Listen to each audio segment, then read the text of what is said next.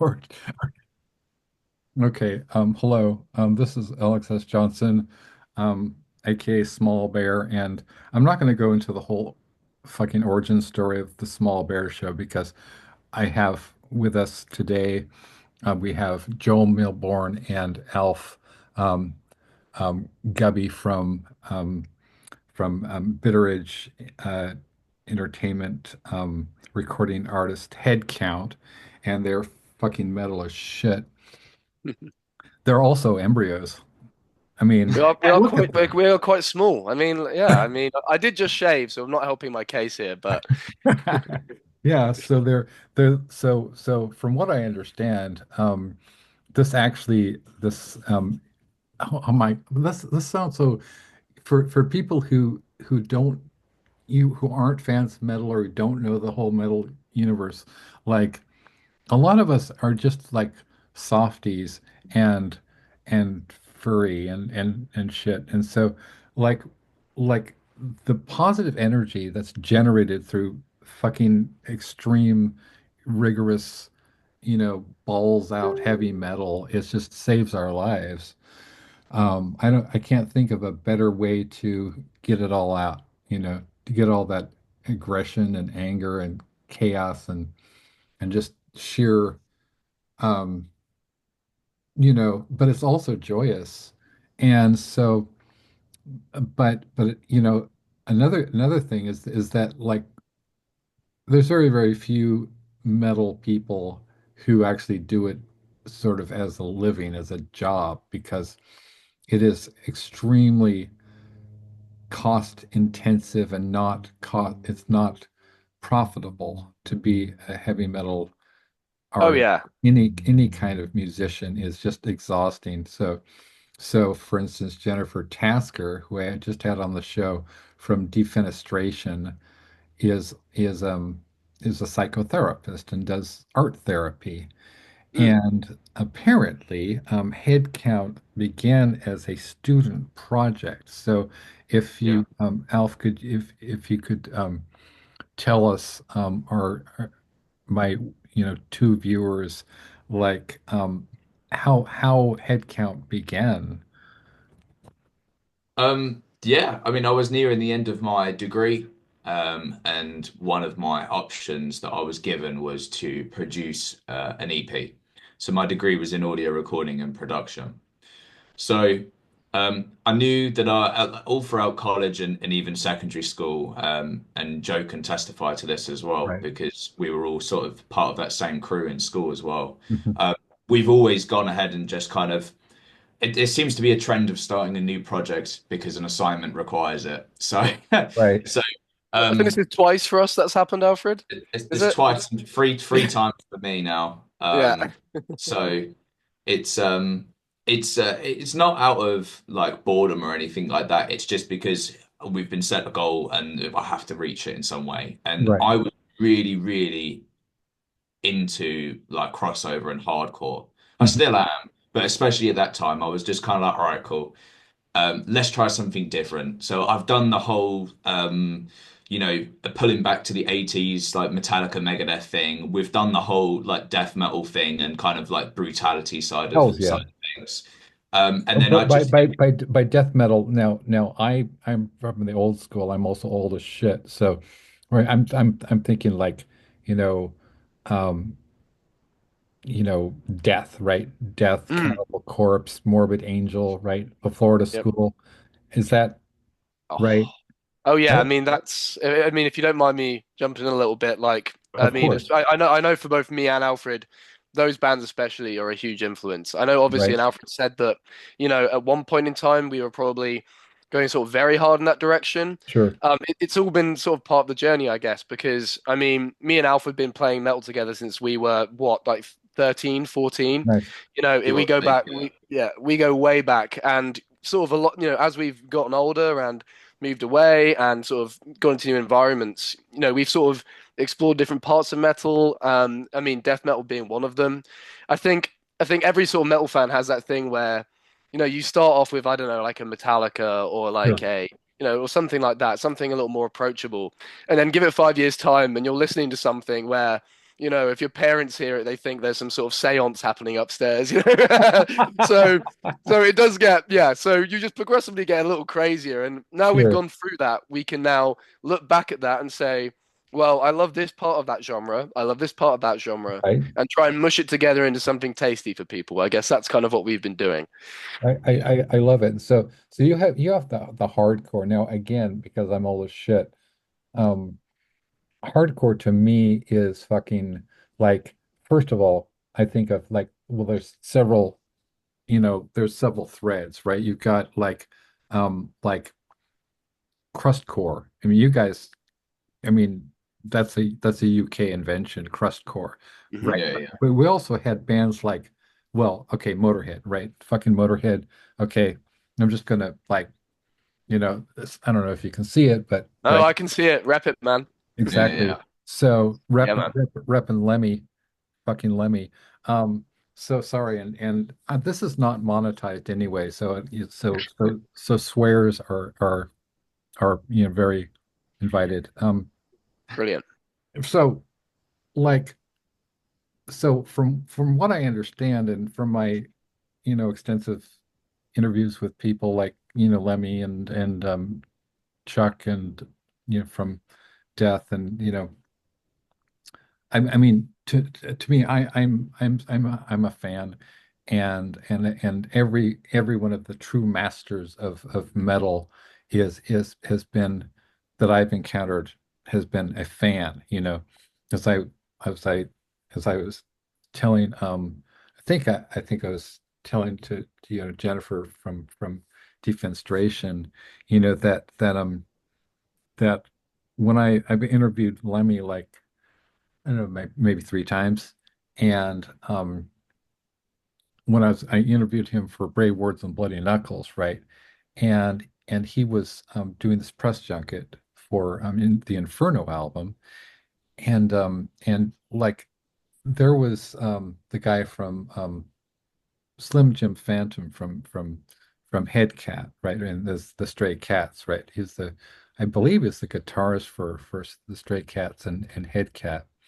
And then Lemmy was saying, "Hey, that's Slim Jim Phantom, And I was like, "Yes, I know, Lemmy." It's like, "Yeah, you should talk to him." It's like, I know, right?"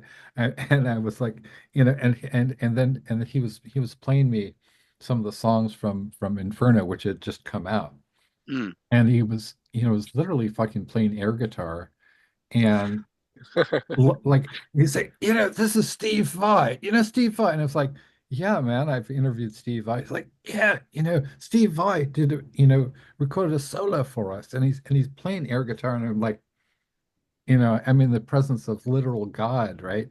Yeah, Mm. I mean, you've seen the Lemmy movie, right? Yes.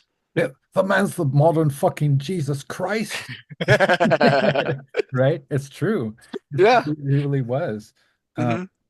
so was Dio, literally. And Wow. so, well, the great thing is that so going back, and Lemmy was always he I was really good friends with his PA for a number of years, and so he made her watch like this entire history of rock and roll.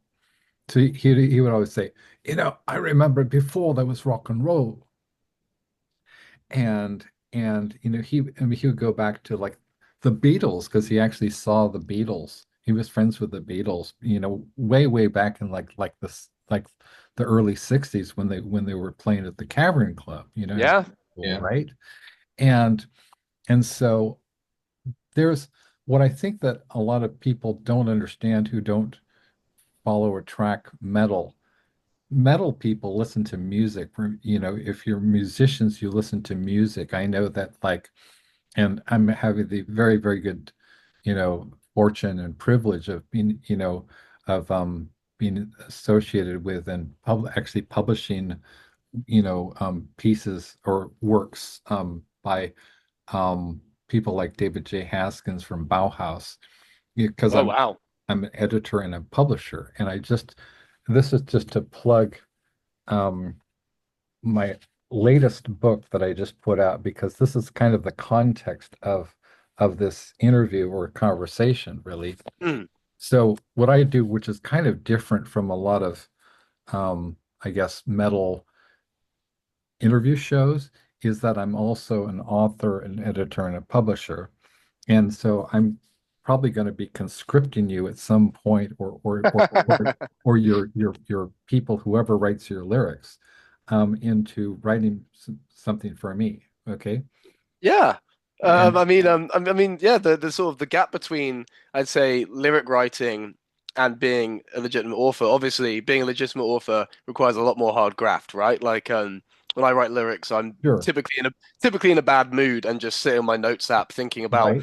what pisses me off. But you're right in that if you can write lyrics about stuff you're passionate about, then I mean that lends itself quite nicely to being an author, I guess. It does, and in fact, some of these are just lyrics. Some of these Hmm. are original pieces, and this is which is really interesting. That when we had Jennifer from Defenestration, I wasn't aware that they were actually from Northampton, because another little band came from there, and it's called Bauhaus. Hmm. It's also Love and Rockets, Nice. right? Yeah. So this is the latest book that we just put out like 3 weeks ago, and it's gotten spontaneous press from like six major web scenes around the world. I mean, people are just really, really like digging it because it's unique. I mean, not only does it have, okay, it's got, I don't know if you've heard some of these names, like, Poppy Z. Bright is one of the most famous horror authors on the planet, wrote the Hmm. foreword. And Oh he's wow. very much associated with Bauhaus because he wrote the novel Lost Souls. And that was kind of had a lot of Bauhaus references in it. And he's a huge fan, still is a huge fan. And then we've got John Shirley, who wrote the movie The Crow, Oh Yeah. wow, yeah. Yeah, Yeah. right? that's quite the name. Yeah. Right, John Sure, but that's just like two names, right? We Hmm. got my friend Ellen Maybe, who we're having on the show tomorrow, who's like, among other things, like she's this an actress, a poet, a author, and a performer, and she she was in the movie Dancing at the Blue Iguana with opposite. She played herself opposite Sandra Oh in a movie that also stars like Jennifer Tilly and Daryl Hannah, right? And she's performed like at Glastonbury and the Mm. BBC and South by Southwest and Lollapalooza. And she's just, Nice. I'm also doing a tribute to her anthology to her. And her fans include people like Henry Rollins. Oh, Yeah. nice. Okay, Yeah, and yeah. Exene Cervenka, so she's a sweetie pie. And then we've got well, I'm not going to take up your time too much with this, but I just wanted to show you this thing. Yeah. One of the pieces that we have is an original. Um, I guess it's a song. It's a song, and it's kind of a poem by a woman who founded a little band called the Runaways back in the Nice. 70s, and her name is Carrie Lee Chrome, and she and her I guess they be her lover or whatever, Joan Jett, formed this band called the Runaways back in the day. It's still pretty popular, I think. Um, and then we have Caitlin R. Kiernan, who's like a two-time Bram Stoker Award and World Fantasy Award winning author, and is considered a sort of a national treasure in Ireland. Mm. We've got Jarbo. You've heard of Jarbo, right? Can't say I Not very have. I'm well. sorry. Okay, I'm yeah, have you sorry. heard of Swans? Swans. Yeah, I've heard of swans. I know swans. Okay, she was in Swans, Okay. right? She was the woman in Swans. Um, and then we have Tara Vanflower from the band Lycia, who also played out with Typo Negative, little band called Oh. Typo Negative, and they toured with Typo Negative, and she's also an author. Hmm. And Ethan Maroulis from Spawn Ranch, Black Tape for a Blue Girl, Noir, Vampire Rodents, Tubal Cain, and a number of other bands. Um, mean, that's a serious selection of people you've got there. That's some Well, connections. thank you, man. Yeah. It's mostly original shit. It's mostly original stories and poems, and it's in French too. It's in German too. This is like a musical score in German and English. Cool. Yeah, And that's nice that. Yeah, that's just yeah. one with this one piece. So, um, I highly recommend it. And it's anyway, this is sort of like the deluxe super edition. So, and my next one out is called Hand of Doom, a literary tribute to Black Sabbath, which Yeah. Oh, which has brilliant. What a fucking song as well. What a everybody, song. everybody on the planet, all these like it's about six Bram Stoker award-winning authors. It's got John Shirley, all original stuff. Mm. John Shirley wrote an original, I mean, John Palisano, Christy Nogle, Ai Zhang, um, just Well, there's a real amazing. crossover. There's a real crossover there, though, isn't there, between Yeah, people in the world of horror and people within the world of metal or hard rock, at least. That's exactly. been the case for the longest time. It's really, really true. Really true because a lot of people feel like they're oppressed, and especially I think metal people, a lot of metal people that I've talked to. It's got what Lucifer Fulci from the band. He was originally with like Penis Flytrap, and then they did the soundtrack to I think okay, so that their singer was dying of cancer from 45 Grave, right? Oh, Then- geez. and then they were on the soundtrack to Return of the Living Dead, right? And then Hmm. Penis Flytrap are huge fans of Lucio Fulci, right? And they did a number of songs that are basically homage to Lucio Fulci, and one of them was called, Tears of Blood, and they're they performed a song on the soundtrack to the Dead Hate the Living, which is an amazing song. And like so Lucifer Fulci wrote me an original um story, and he plays bass in the band. Well, it's actually the front man for the band Lords of October, which I believe are currently on tour with Venom That was Incorporated. sick. Yeah. Is So that over in the States, is it? yeah. Yeah. I'm good friends, or I say good friends. I toured with Acid Rain Oh when we were, wow. which had Mark, who's now in Venom Incorporated, isn't he? Oh well, nice. Yeah, so he's out touring with those guys on drums, which is pretty cool. But it's quite crazy how small of a world it really is, though. Yeah. Like it is quite ridiculous when you really boil it down to it, And then, And it's the people we were seeing like day to day on a night to night, like, hey, how's it going? Do you know what I mean? And they're Right. really, really like I don't know if you've ever had a chance to actually meet them, but they're really, really nice people. Just very sound, just there to help. And it's like that's cool. Do you know what I mean? They are just it's weird when you think about it, they are just people. Like Are you talking about acid rain, or is that I'm or so sorry, Acid Rain here, but with Mark, who is now in Venom Incorporated. I see. Oh, see. Yeah, I haven't had a chance to talk with Venom Incorporated, but I'm so I mean, they're so they don't. It's sort of like Venom without Kronos, right? And it's sort of yeah, it's it's actually controversial. Well, it's controversial. they don't have Mantis in it anymore, so it's Oh, I it's see.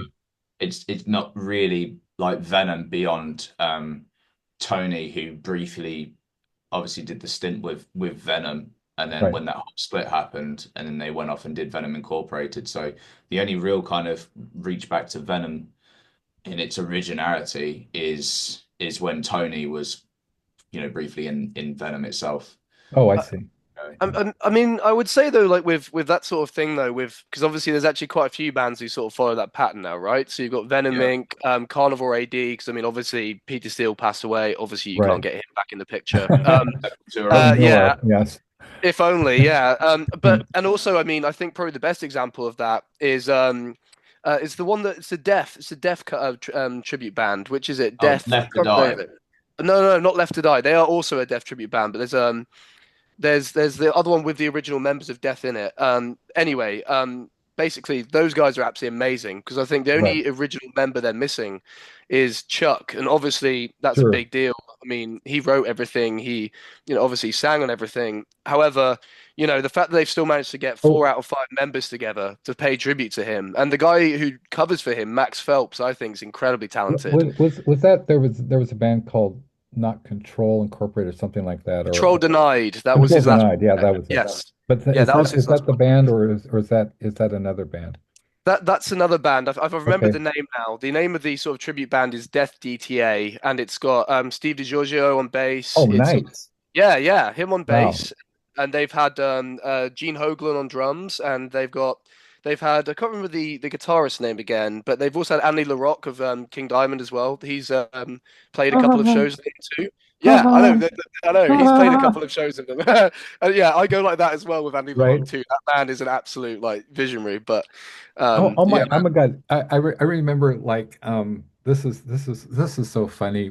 So I was on assignment for Brave Words and Bloody Knuckles, right? And went to the show, and the band Nile was headlining. Now, Mm. I'd never actually seen them, and even though I was a huge fan of Nile, who isn't, if you like music, at the same time I didn't recognize them because I so anyway, like, Carl was behind this whatever security, you know, thing, and roped off area, and he spotted me, and I was wearing my Brave Words t-shirt, and he said, "Hey, you look like a music journalist." And I was like, "Oh, what gave it away, right?"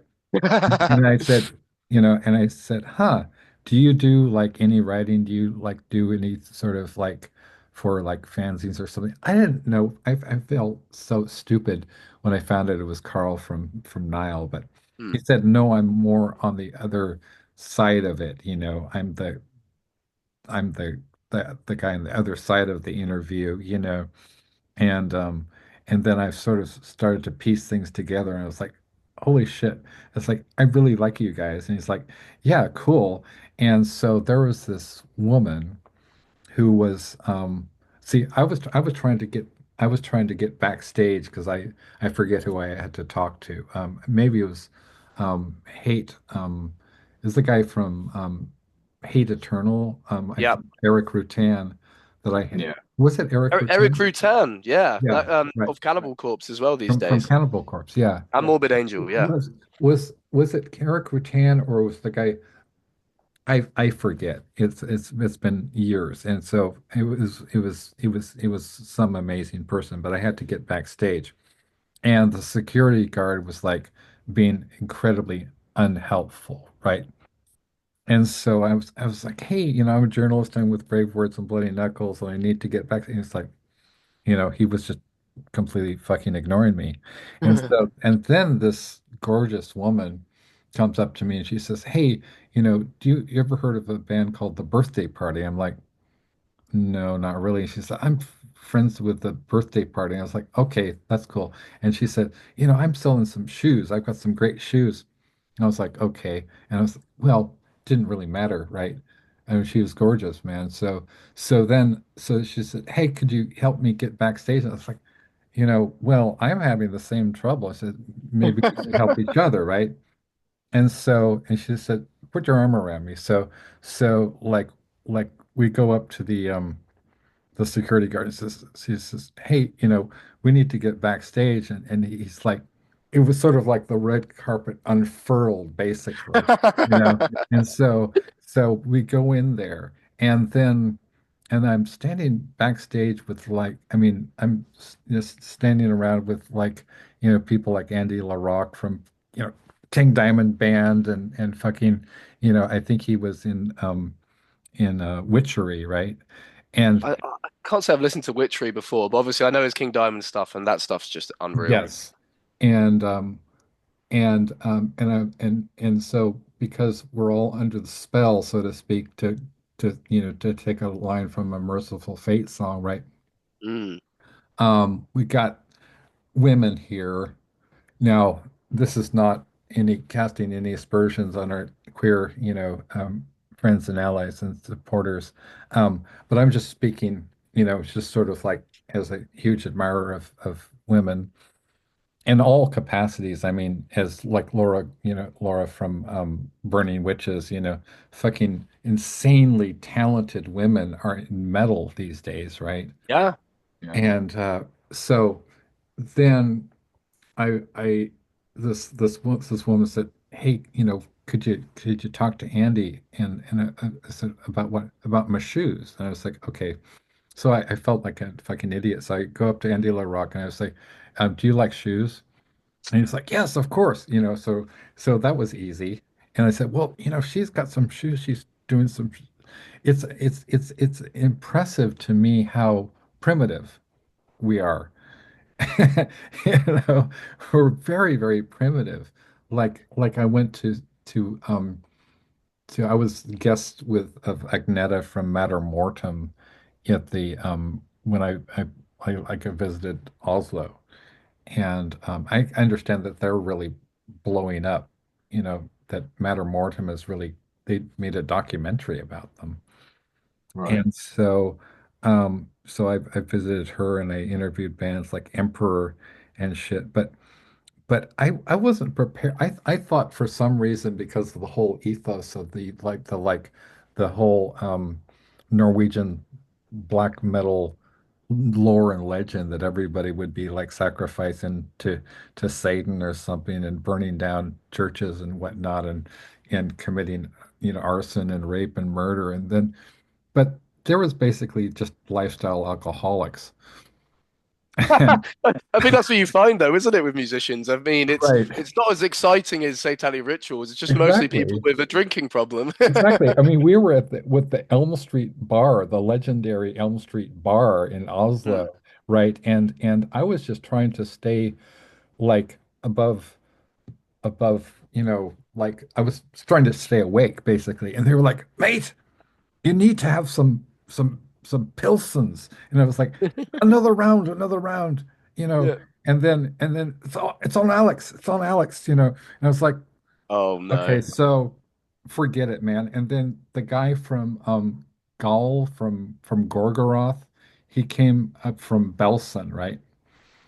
And he's got this plastic Sprite bottle that's full of looks like 16 ounces of pure grain alcohol. I guess it's some sort of Absinthe?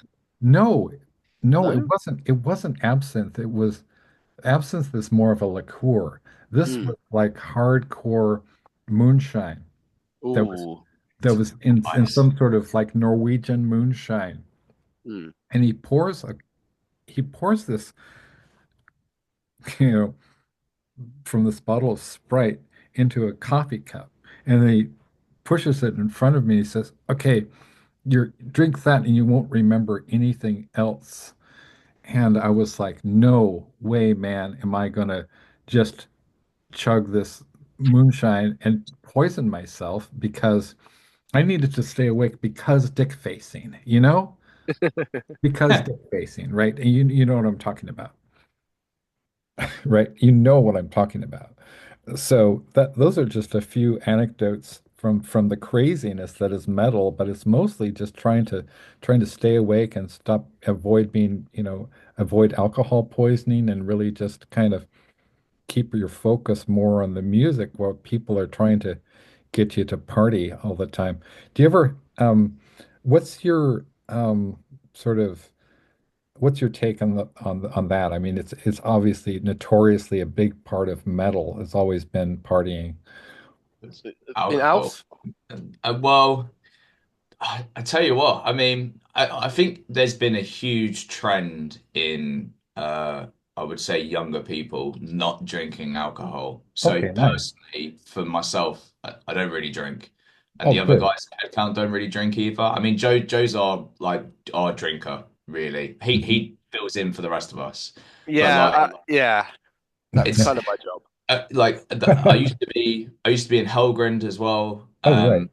those guys could drink for years. I mean, it was honestly, it was just like, how on earth are you still alive? You know, and we had some pretty wild times. Like, again, this is reaching back to the Acid Rain tour, Yeah. and we were main support for this one show in this particular show in Wales. Oh Uh, wow. and on this main support set, we were like, all right, cool. Let's sink in a couple of drinks before we go on stage. Oh Let's no, get nitty famous last gritty. words, right? Yeah. So I mean, if I do drink, I'd probably drink cider. So the guys are drinking beer, I'm drinking cider. And I think we get in like maybe one shot, one or two shots before we go on stage. And we go on stage, and from what we're told, we played an absolute blinder of a set. We can't remember it. So, so we had there was a little cubby hole, like a little slot window behind the stage at the Uh-huh. back, where the green room was, where H, the singer from Acid Rain, was looking down, and he was like, "That's fucking intense. Like you've really nailed this." And the moment we got off stage, everyone's like, "Oh, let me buy you a drink. Let me buy you a drink." And we're doing tequila rose. We're drinking more like cider, and it gets to, and it's like it gets to the end of the night, and you think, "All right, cool. I could proper slam like a pizza or a kebab."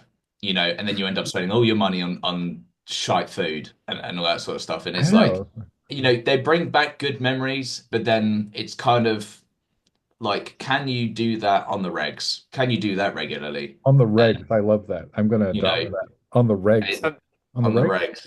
I'll I, write that I, down. On I the mean, regs. yeah. I mean, like slightly adding to what Al said about that, because I think it's important to talk about it actually, because I think that I'm, I mean, not saying it's like the end of the world. The fact that, drinking, like, well, even binge drinking is so sort of normalized within Sure. the sort of music scene, especially within sort of rock and metal. I mean, the sort of rowdiness of the genre does lend Right. itself to being drunk, I guess. Yeah. And I mean, like for us, for example, like, whenever we end up in a new city, the first place I'll look on Google Maps on my phone is where is the nearest Weatherspoons? I don't know if you've ever been to a Weatherspoons, Alex. What's a Have you ever been? Weatherspoons? It's a chain of pubs that exists in the UK that basically they have them sort of in every big city as a Weatherspoons, and I love it. their specialty is selling booze basically as cheap as you can get it, Oh and wow. they serve hot food as well. Oh nice. So if you ever rock up in a new city and you're a little bit uncomfortable or Right. tired or not in the best mood, you can always find a spoons where you know where you're at, right? You know the prices of the drinks. You know you can get yourself a burger Boom. and some chips for like £8. Nice. Yes, yeah. So Spoons. but yeah, spoons. So yeah, we do love a spoons, and I mean, typically like I would have, I don't know, maybe 4, 5 pints before playing a show. But I mean, that's as someone who does guitar and sort of shares some of the vocal duties as well. Right. Yeah. When I've played drums in Yeah. bands, that's a totally different issue Right. because I mean, there's no way I'm sinking that many drinks if I'm about to get behind the drum kit, right? Because everyone's relying on you. You've got to be on beat. You can't forget things or fuck it up, right? So Unless you're Keith Moon unless you're Keith That's your Moon, key or John thing. or Bonham. or unless you're like an improv jazz drummer, in which case you can like, fucking drop a stick and say it was deliberate. But Or Bill Ward for that matter, back in the day, right? Mm. well, just speeding up and slowing down every 5 seconds. Yeah, Yeah. basically. Well, We Um, know speaking of we which, know a few improv jazz drummers, didn't we, in our time? oh yeah, I mean, improv jazz. well, Yeah. speaking of, speeding up and slowing down, because I want to get into some of the nitty gritty. I want to talk about Power Trip, but I Mm, also wanted to talk about your influences in Ray, like bands like Slayer, mm, and so that is, for I mean, in musical terms, what Slayer does is pretty damn impressive. I mean, it's so sophisticated. And, I think that they had and also like Napalm Death, yep. the guy from who was the, I think it was one of the guys from the one of the drummers from Napalm Death was also in a band called Painkiller, which is Oh, like a they've had a good few drummers. They've had a good few death drummers in jazz. Napalm Death. So Basically, right? Death Jazz, yeah.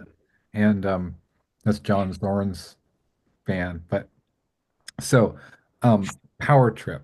Can we do like a wanky dissection of Power Trip? Because I want to, I'm not really that versed in the technical aspects, but I really enjoy talking with musicians. So as the two guitarists of Headcount, um, could you kind of like could we dissect, Power Trip?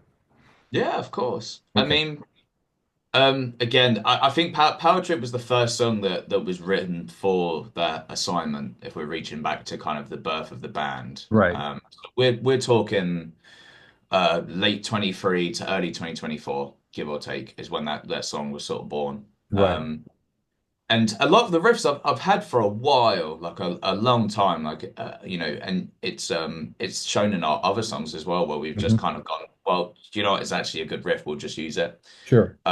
But if we're thinking in terms of the song name, I was thinking about Power Trip that day, so Oh, I right. named it Power Trip. So And there's a band called Power Trip, or yeah, yeah. yeah, So yeah, yeah. I never heard of that before. So I mean so now how long have they been around? Since 2011, I think. Yeah, I'd 2011. say so. Wow. Yeah, 2011. They were on tour. They've just been on tour with Pantera Oh, as their main support. Uh, wow. I and they mean, they did had a. a. Go Oh, ahead, God, Alf. Sorry. you sure?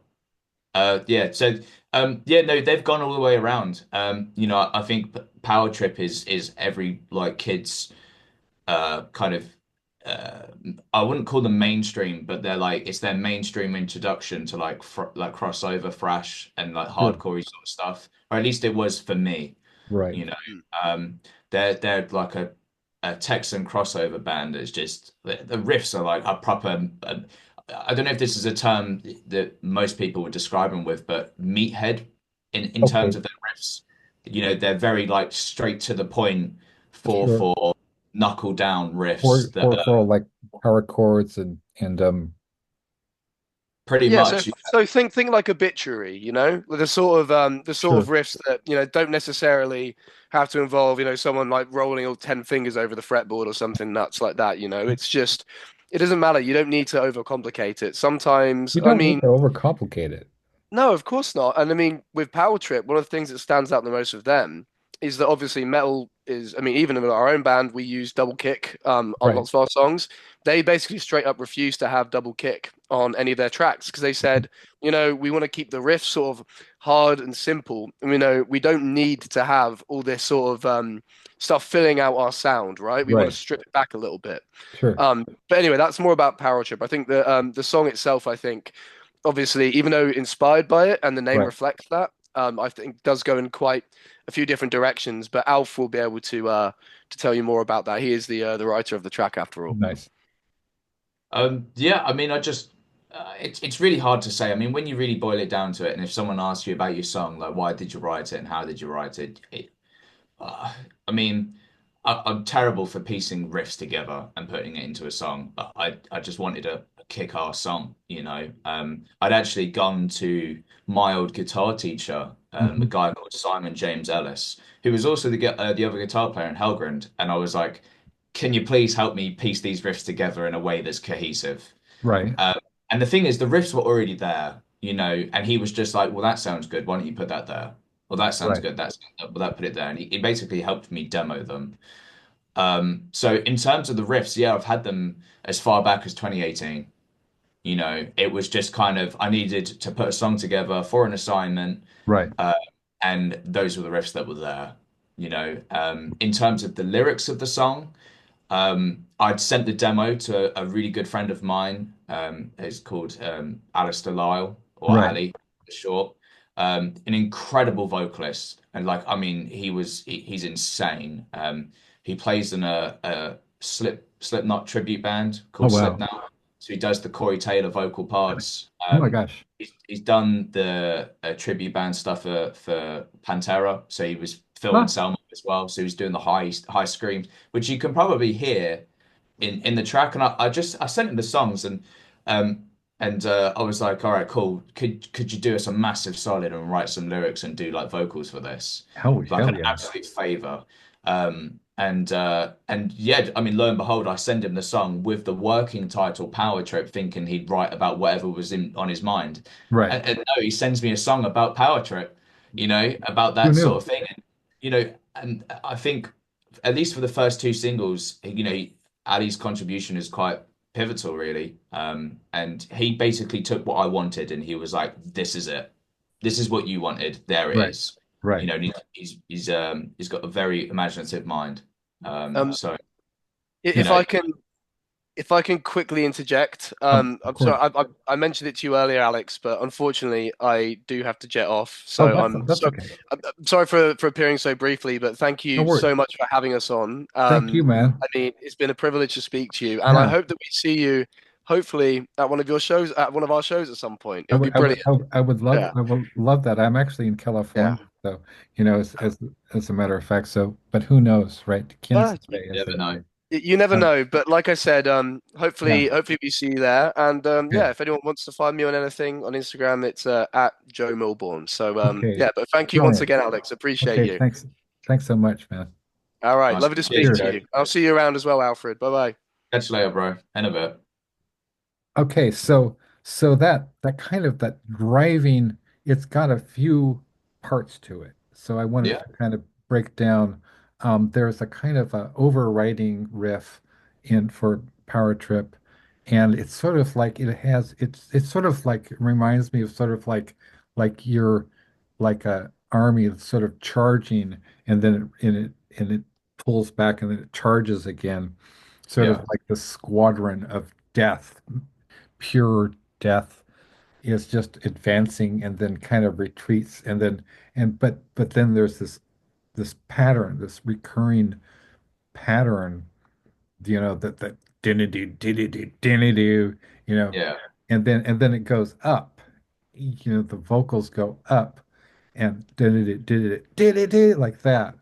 Yeah. And Yeah. so how did you and Will, I, I just wanted to take a sort of a side trip, because having the opportunity to talk to a professional musician like this, um, have you heard, um, I mean, are you a fan of like Burning Witches?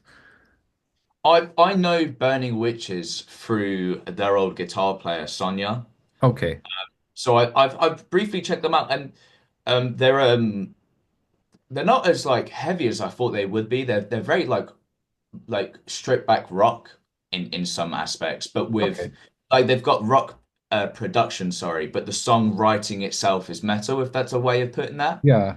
It's a very stripped back, but in a quality way, if you kind of get where I'm coming from. Yeah. Well, I mean, I don't know, like I think that, like Laura Goldman, she's the vocalist. I mean, she does covers of, bands like Slayer. I mean, her cover of and Cradle of Filth. I mean, her cover of like Rain in Blood is so good. Mm, She's kind of a goddess. Um, and anyway, I'll sort of try to pick your brains about them later. But so going go back for it. to Yeah. like the riffs. So do you ever use things like Pro Tools to sort of piece together solos, or how do you sort of Yeah. construct something in the studio? So when we first demoed the stuff, it was all done in Studio One. Right. Uh, so again, this was when Simon was kind of engineering the demoing session. And so Um, Simon is okay. So Simon, Simon was my old guitar teacher. oh, right. And was he Yeah, yeah. in any bands, or he was a He was the other guitar player of Helgrind. Heldgrind?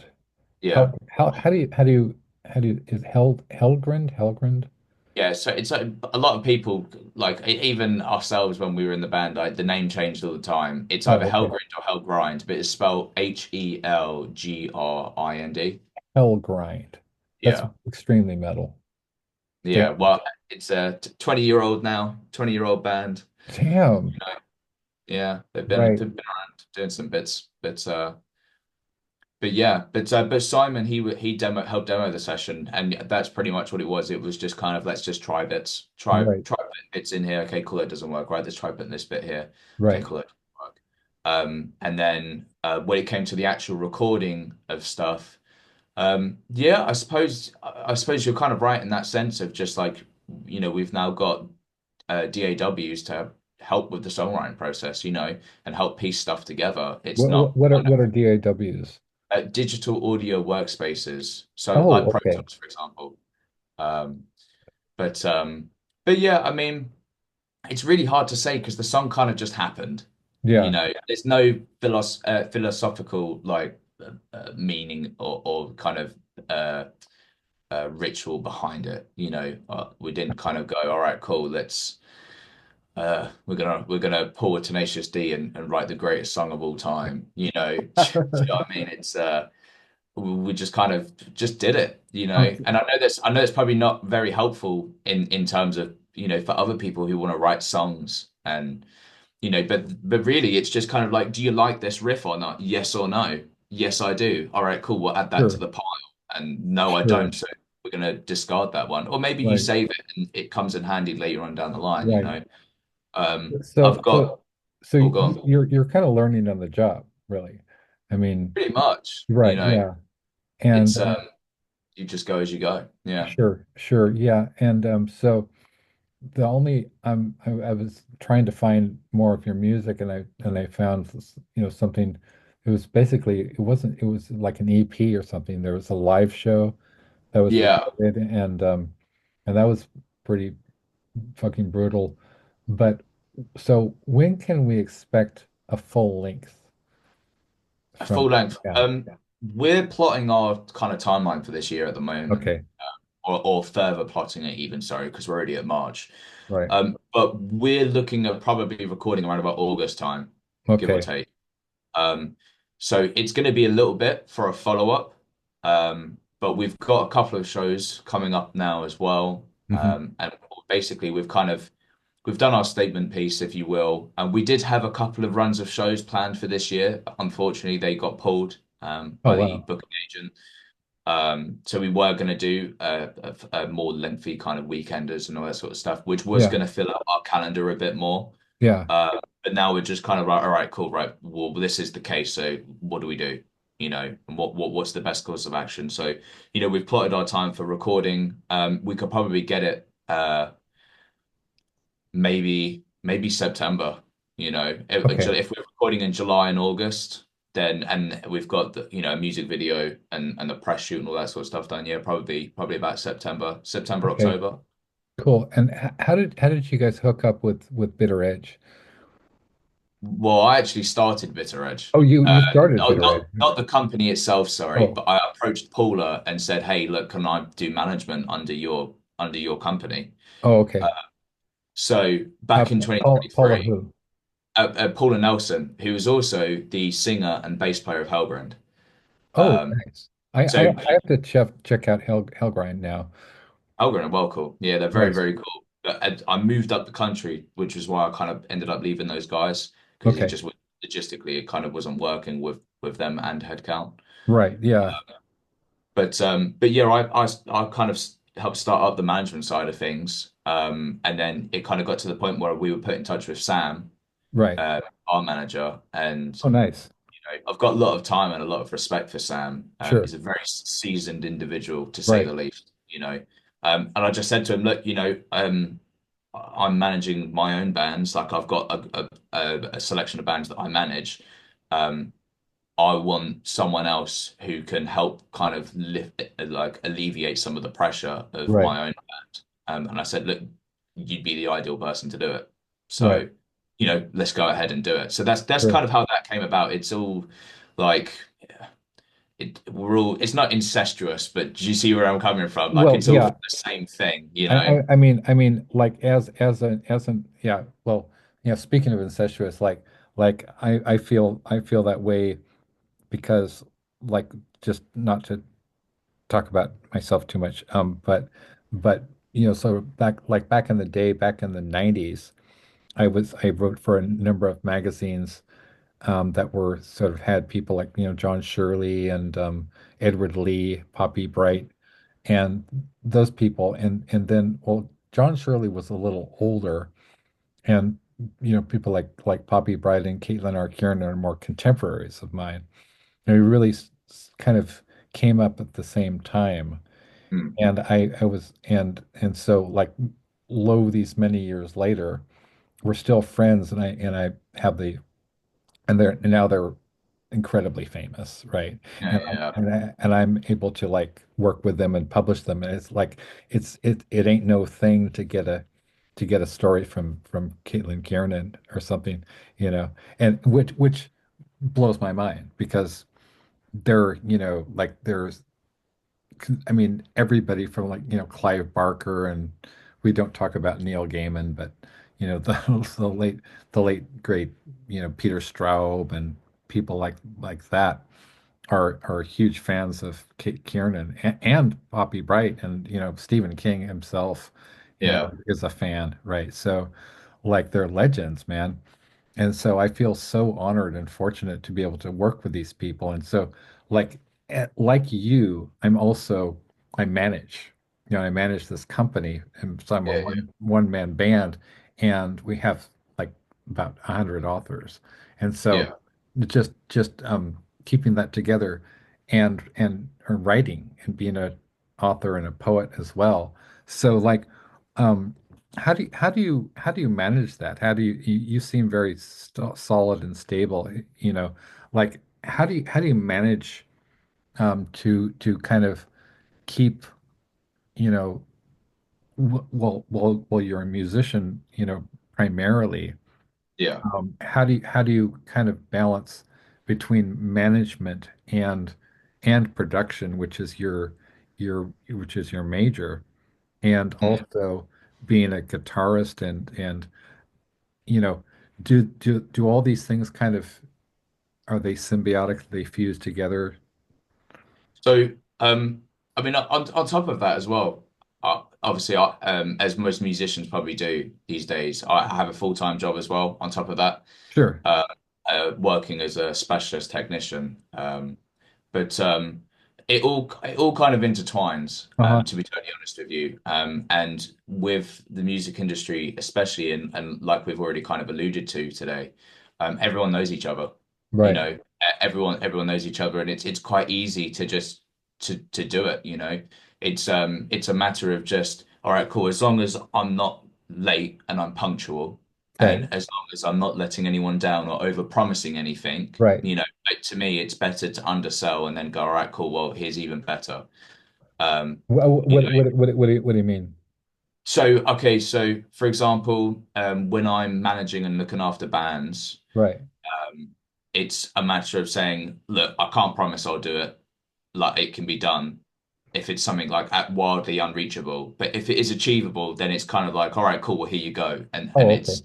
it's one of those things where you have to manage expectations. And Sure. when you're an artist manager or anything similar, or even just in Right. general day-to-day life, as long as you can manage expectations, you're never going to be at a point where you're burnt out or at the mercy of Sure. other people, Sure. you know.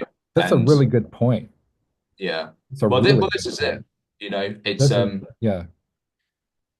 and the thing is as well is if you spoke to me maybe 6 years ago, I was a lot more ill-tempered. Really?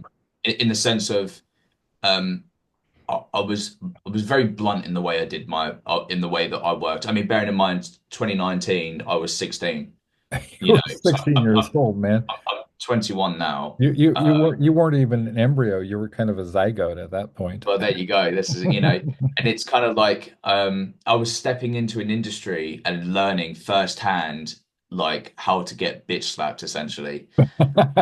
It's Is that a band? Somebody should name a no, band but Bitch we'll Slap? Yeah. probably make it a song. Yeah. Yeah. Yeah, Do it. I think that Write that and dedicate it to me, man. Red yeah, Bitch you know, Slap we'll do. by Alex S. Johnson. Yeah. Um, but yeah, I mean it's I learned very quickly that you had to be nice to people, Uh-huh. and not that I mean it goes without saying that you have to be nice to people, but I learned very quickly just you know kind of watch what you say and just be helpful because it's a very scratch my back, I'll scratch yours Sure. industry, you know, and um I'm well beyond in terms of networking where I was five years ago, Yeah. you know, 6 years ago, give or take. And it's because um it took a lot of all right, cool, like self-management, essentially. I had to Exactly. check myself, you It's know, it's very empowering, isn't it? I mean, massively. it's so like working for and with other people is so stressful, and that's where, you know, um, like basically I got a really good tip, really good advice from Caitlin or Kieran. Because I approached them and I said, hey, could you maybe talk to the people at Subterranean Press, that are kind of like this boutique um horror, weird, whatever publisher that Yeah, that they and Poppy Z Bright, have published things with, you know, yeah, and and they said no, because not because they're, I mean, not because, oh, you're not worthy or whatever. It's just that they felt that I should at that point kind of build my name, and so because I already had Nocturnicorn books since 2015 or so, yeah. um, I thought, wow, that's really good advice.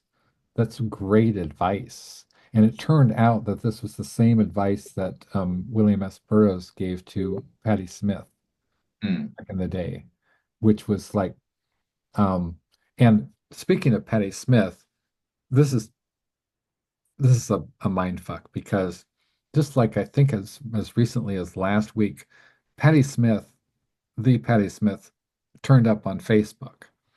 right. You know what I mean? I was like, and then Patti Smith is like an actual Facebook friend of mine, and we had Yeah, this little exchange about the song she wrote for Blue Oyster called Career of Evil, right? right. And I was saying, Patti Smith, rock goddess, that that I recognize that name because that comes from the French proto-surrealist novel and verse, um, um, Les Chants de Maldoror by the Comte de l'Autrement, and she said, yeah, it does. And I was Mm, like, and I even because I studied French, it's like it's un carrier du mal, right?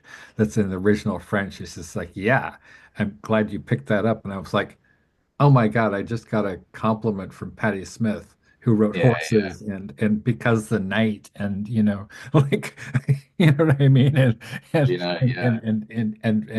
read, and picked up, Bob Dylan's Nobel Prize. Yeah, You know what I mean? And we're just having this like let's Facebook exchange, man, like it's no thing. yeah. Anyway, I'm kind of like just still kind of buzzing from that. That's So great to hear. That's really, really great to hear. Yeah, yeah, thanks. I mean, but but that's going back to like, so that advice that Caitlin gave me, and I really, I really, it's never too late to kind of to test whether or not you can do it, yeah. right? It's never too late. And so as a manager, and this is for all my two of my listeners or viewers, whatever, and for people who are aspiring to to play in a metal band, to be a professional, you know, musician, which is like good luck with that one. But anyway, but why not at least Yeah, try? yeah. So, what are some do's and don'ts? I'll give you one line, and this explains absolutely everything. Okay.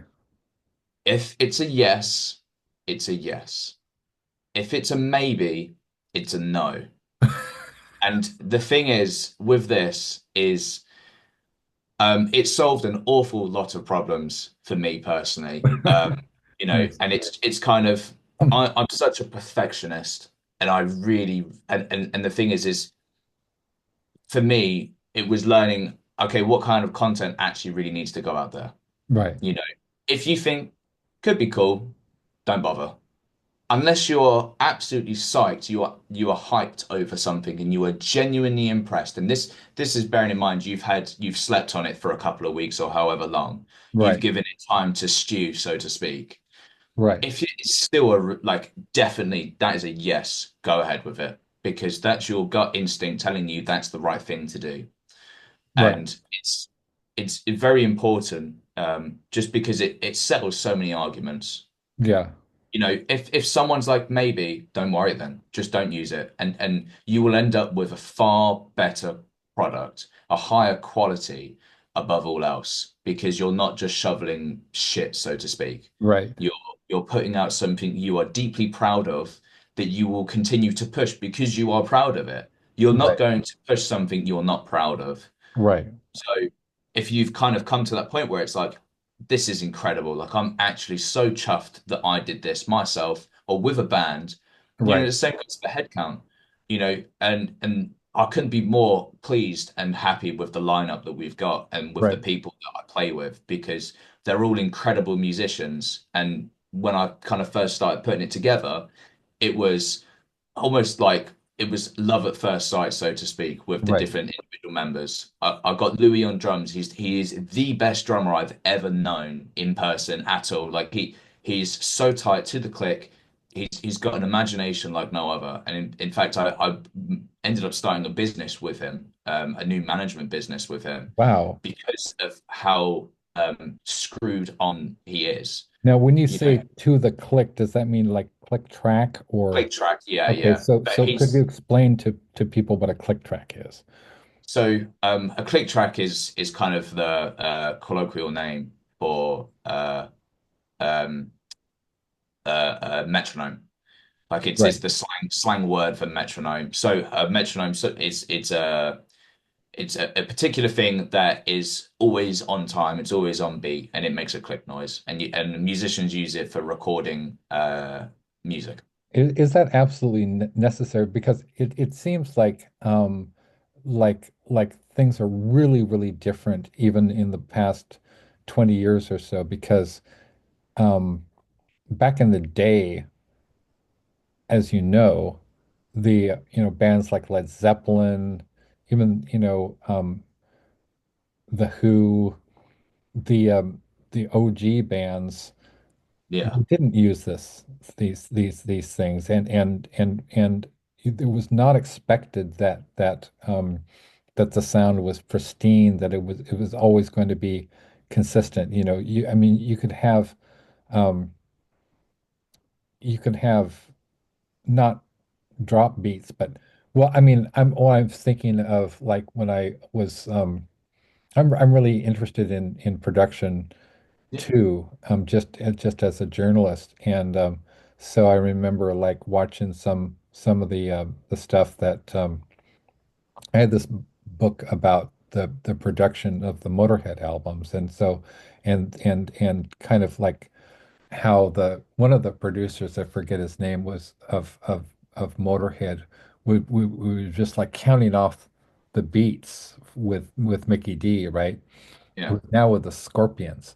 And he's like, oh, okay, that'll do. And then nope. And so we'll do another take. And it seems like it's really these days it's really kind of almost expected that bands will have a click track as opposed to just an organic kind of um thing like more like I don't think the Beatles or certainly not like Bauhaus or Led Zeppelin or anybody had click tracks. No, but you also have to take into consideration what they did to substitute for that, so to Okay, speak. okay. So, an example would be that Ringo didn't play drums on the first album. He didn't. They got a session drummer in to do that, who Oh, was I, a I very, wasn't very aware. well Wow, I learned a new thing today. a lot of those early records and a lot of those early albums had Mhm. session musicians on them. And it was purely because they were seasoned and experienced in the studio with Sure. recording, you know. And as most people could definitely agree, even the drums are kind of the backbone of the band, you know. Yeah. And if the drums just aren't to the point aren't where they need to be, then it makes the rest of it sound could fall short, even if it's not necessarily that particular instrument's fault. Right. Uh, and so if you were to fast forward a couple of years, and whilst I agree with you, like the greats, so to speak, Right. didn't use click tracks. They had substitutes. They had different musicians, and otherwise, I think musicians back then were, I think they were way better than they are today Right. because they had to be, at least when Right. recording People to like tape. Jimmy Page, right, was just a phenomenal studio musician Well, this before is he it. was with the with help me out. So he was in before Led Zeppelin, he was with the Did the Yardbirds. Yardbirds? Yeah, Yeah. yeah, Yeah, so he did the Yardbirds, but even when they were recording as Led Zeppelin, yeah. Jimmy was incredibly anal about what went on the recording, Right. and there were you can find excerpts and quotes from when John Bonham got really pissed off at Jimmy. Because Jimmy was like, try that again, but do this. Like, Right. do it again. It wasn't good enough. Yeah. And there's always someone who's very screwed on, very level-headed, is very in tune with the music, Right. knows exactly what they want, and they have the imagination to pick out what it could be. And again, this is reaching back to what I was saying before about if it's a maybe, it's a no, because they never let anything slide. They just did it. They did Except what except slide guitar, right? With the except for slide guitar. that There you go. This is record. it. Yeah. You know, but they were on the ball and they meant the business. And if you were to look at, let's fast forward a couple of years. Let's move forward to 83 or 84 Right. when Kill 'Em All or Ride the Lightning were released. Neither of those two albums were done with a metronome. However, when they went back to, or it might have been Ride the Lightning that they first Yeah. introduced the metronome for.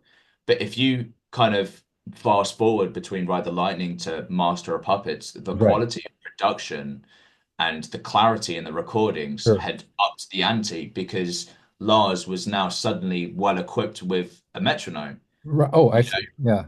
It plays such a big part just by being in time. You can have the most expensive compressors and EQs Right. and reverb units and anything you could possibly want.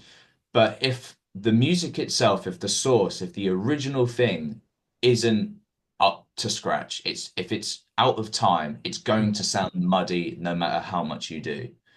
Before I forget, so I wanted to talk a little bit about sort of like we're talking about, Ringo, and we're also who had that, because left-handed, right? So he has that very unusual kind of overhand technique. I'm left-handed too, so he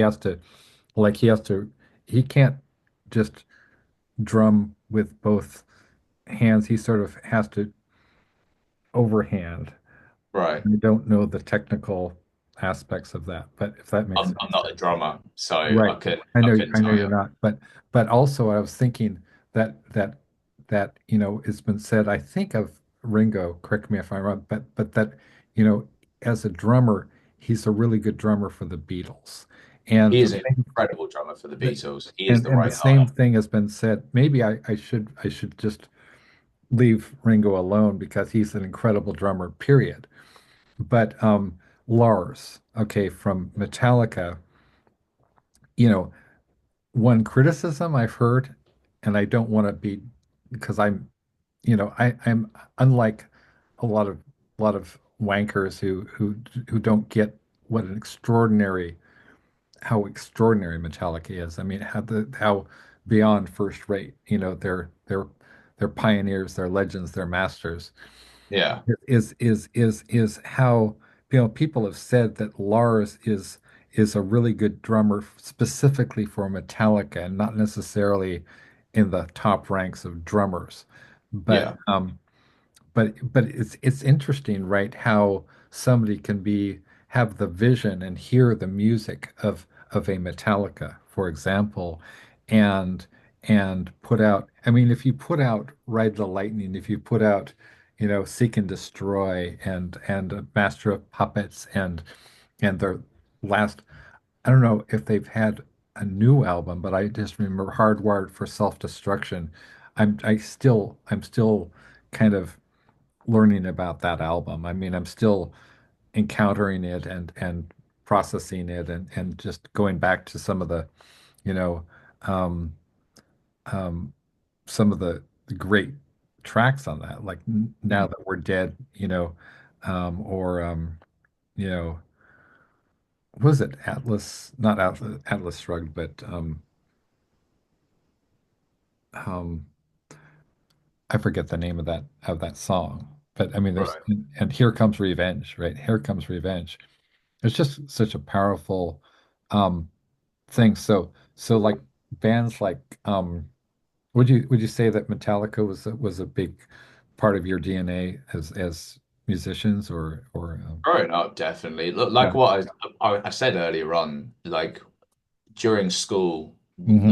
every assignment that we had, we've kind of traveled through the times, if you will. Sure. Yeah. And especially for me, I used to play in a band called Militia, Right. which, Militia. which was Yeah. named. I got the name from Metal Militia, Metal and Militia. I was Yeah. I was massively about Megadeth, Right. and Oh you yeah. know I did. Megadeth. I did an extensive amount of research into both bands and their early recordings. I mean, I Sure. could, I was looking up old research papers, like old recording papers and Right. producing papers from Ride the Lightning. And I even Sure. spoke to Fleming Rasmussen on Ah, Facebook. I was just asking ah. him questions. I was just like, I, how I did I you do need I need this? to talk to him now. He's a very, very lovely guy. But um, but Note to I self. was speak to Fleming. Uh, yeah, but yeah, yeah. I guess you could say, yeah. I mean, I think that whole, we were very engrossed in the whole Megadeth versus Metallica kind of feud, so to speak. And Right. we were taking inspirations from both sides of the same story. Right. Uh, I'm just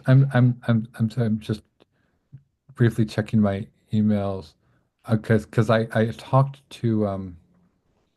I sort of I sent out a bunch of insanely ambitious emails like yesterday to people like Madonna and Trent Reznor and you know Joan Jett's management because I try for my literary tributes I try to get all the people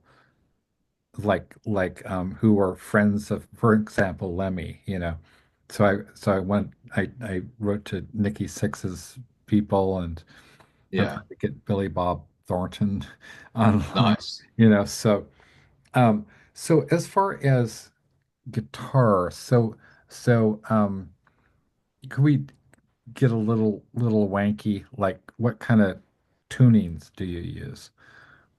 We all play in D standard, Okay. so it's a whole step down from E standard. And the only reason being is because Helgren played in D standard, Oh, I and see. I have a Floyd Rose, which is a floating bridge. Oh. In other words, it's a massive, as I said to you earlier on, pain in the arse to switch between tunings.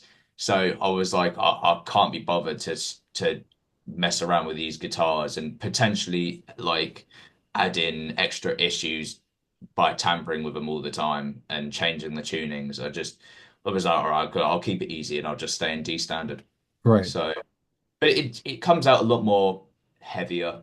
But I didn't want to step any lower than D standard. I think Yeah. it comes to a point where if you tune lower and lower and lower, it just Right. gets ridiculous. You can write heavy riffs in higher tunings. Right.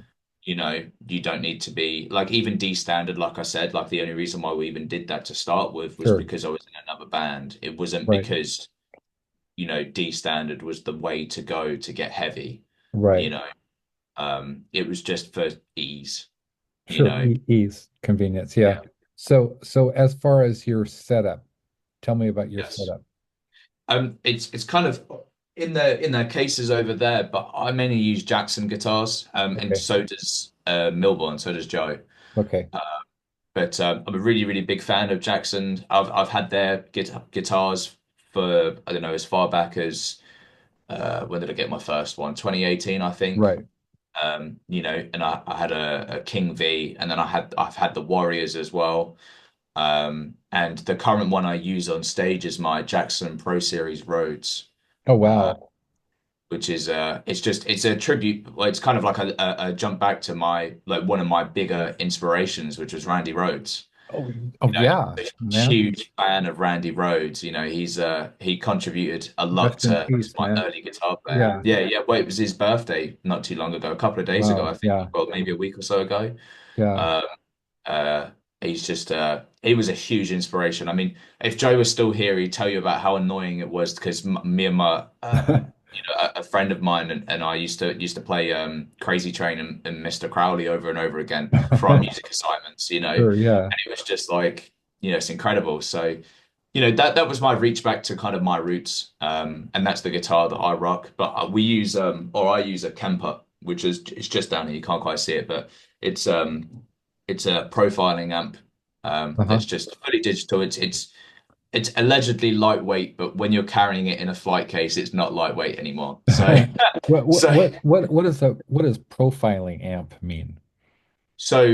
essentially you take an amp for what it is and Sure. you mic it up and you basically you plug the profiler into that amp and it sends through varying frequencies of like white noise and whatnot Oh, and nice. lots of different sounds to profile it to get a profile of how that amp reacts and behaves to the white noise and to the different effects. That's So amazing. listens to that and then it goes, all right, cool. This is how this works. And you've now got it in a basically it's a computer, so That's to so speak. beautiful. That's a beautiful, beautiful thing. It's a piece of German engineering that came out Wow. in 2010, I Oh, think. It was okay. 2010 was when Kemper first kind of launched. Oh my And gosh. it's been going strong. Same model, same everything. It's just been software updates So it's over the kind of last almost an AI, really, to an extent, but to an extent. it's not uh it's not adding any additional artifacts, so to Oh yeah, speak. yeah, yeah. It's kind of taking it at face value, and it's like that's what it is, No, no, and I know, but I'm thinking I have this iMac Pro that has nanotechnology in it, mm, and it's weird because it's almost seems like it's alive. I mean, some of the technology that we have now is so like things that like quantum computing, which was yeah, just a dream, 20 years ago. Now it's absolute reality. reality. Yeah. So Well, I mean, I can't remember if it was the 60s or the 80s, but they said by the 2000s, we'd have flying cars and lasers and stuff like right, that, yeah, you know. And it's just kind of like that. yeah, There is this kind of level of like, you know, I mean, sci-fi was at its peak really yeah, then, wasn't it? And you had Star Wars coming out in the 70s, I think, and it's just kind of or starting to come out in the late 70s, and yeah. it's one of those things where it's like, yeah, it's crazy to think about it and dream about it, but when it actually happens, Right. it's like it wasn't quite early 2000s, was it? Yeah. It took a little bit longer, but we're here, Right. and it's very surreal. But You know, it's funny we still don't have self-driving cars despite all the hype. We do have Elon Musk, who's a fuck up. yeah. Oh, this is it. I wouldn't hire him for anything. Oh, he's a businessman, isn't he? Right. He's just whatever lines your pockets, then fair enough. Yeah, It's kind and he's pretty much destroying the United States. Like I feel like this, not that anybody's asking me to, but I think, when Germany has a travel advisory for the United States that we're considered a terrorist nation, that is yeah. really concerning. Yeah, definitely. Yeah, it's there's always an update every day. I mean, I keep up on it to some extent, but if Joe was still here, he would have been a better person to speak to because he studied American politics. Okay. And he lived in Boulder in Colorado for Oh, a bit wow. to Okay. study. But it's quite crazy when you really think about it, Yeah. and you see these updates coming out. I think like Trump signed something today about something to do with American history. and then Something to do with American history, like something he knows absolutely yeah, nothing about. Like like you know, like my like one of the fascinating things about my personal ancestry is my great grandfather was this guy named Herbert Bolton, who was one of the most important historians of American history and probably one of the most important historians of all time. And I don't say that with any whiff of hyperbole either. He really was that brilliant, and he was the guy who took history from being in an armchair in a study and sort of reading about, the for example, the Spanish conquistadores, to actually yeah, going to Mexico in the turn of the century in like 1900 or so. He went to all of these archives in Mexico, and yeah, he would like rode on horseback. He had this early Model T Ford. He had sometimes he would just go on foot, yeah, and he would go to these way out of the way monasteries where they had the original archives of the Spanish conquerors that were for like 500 years old, and nobody had ever bothered to just check out, hey, maybe this could be some interesting documentation and we could find out what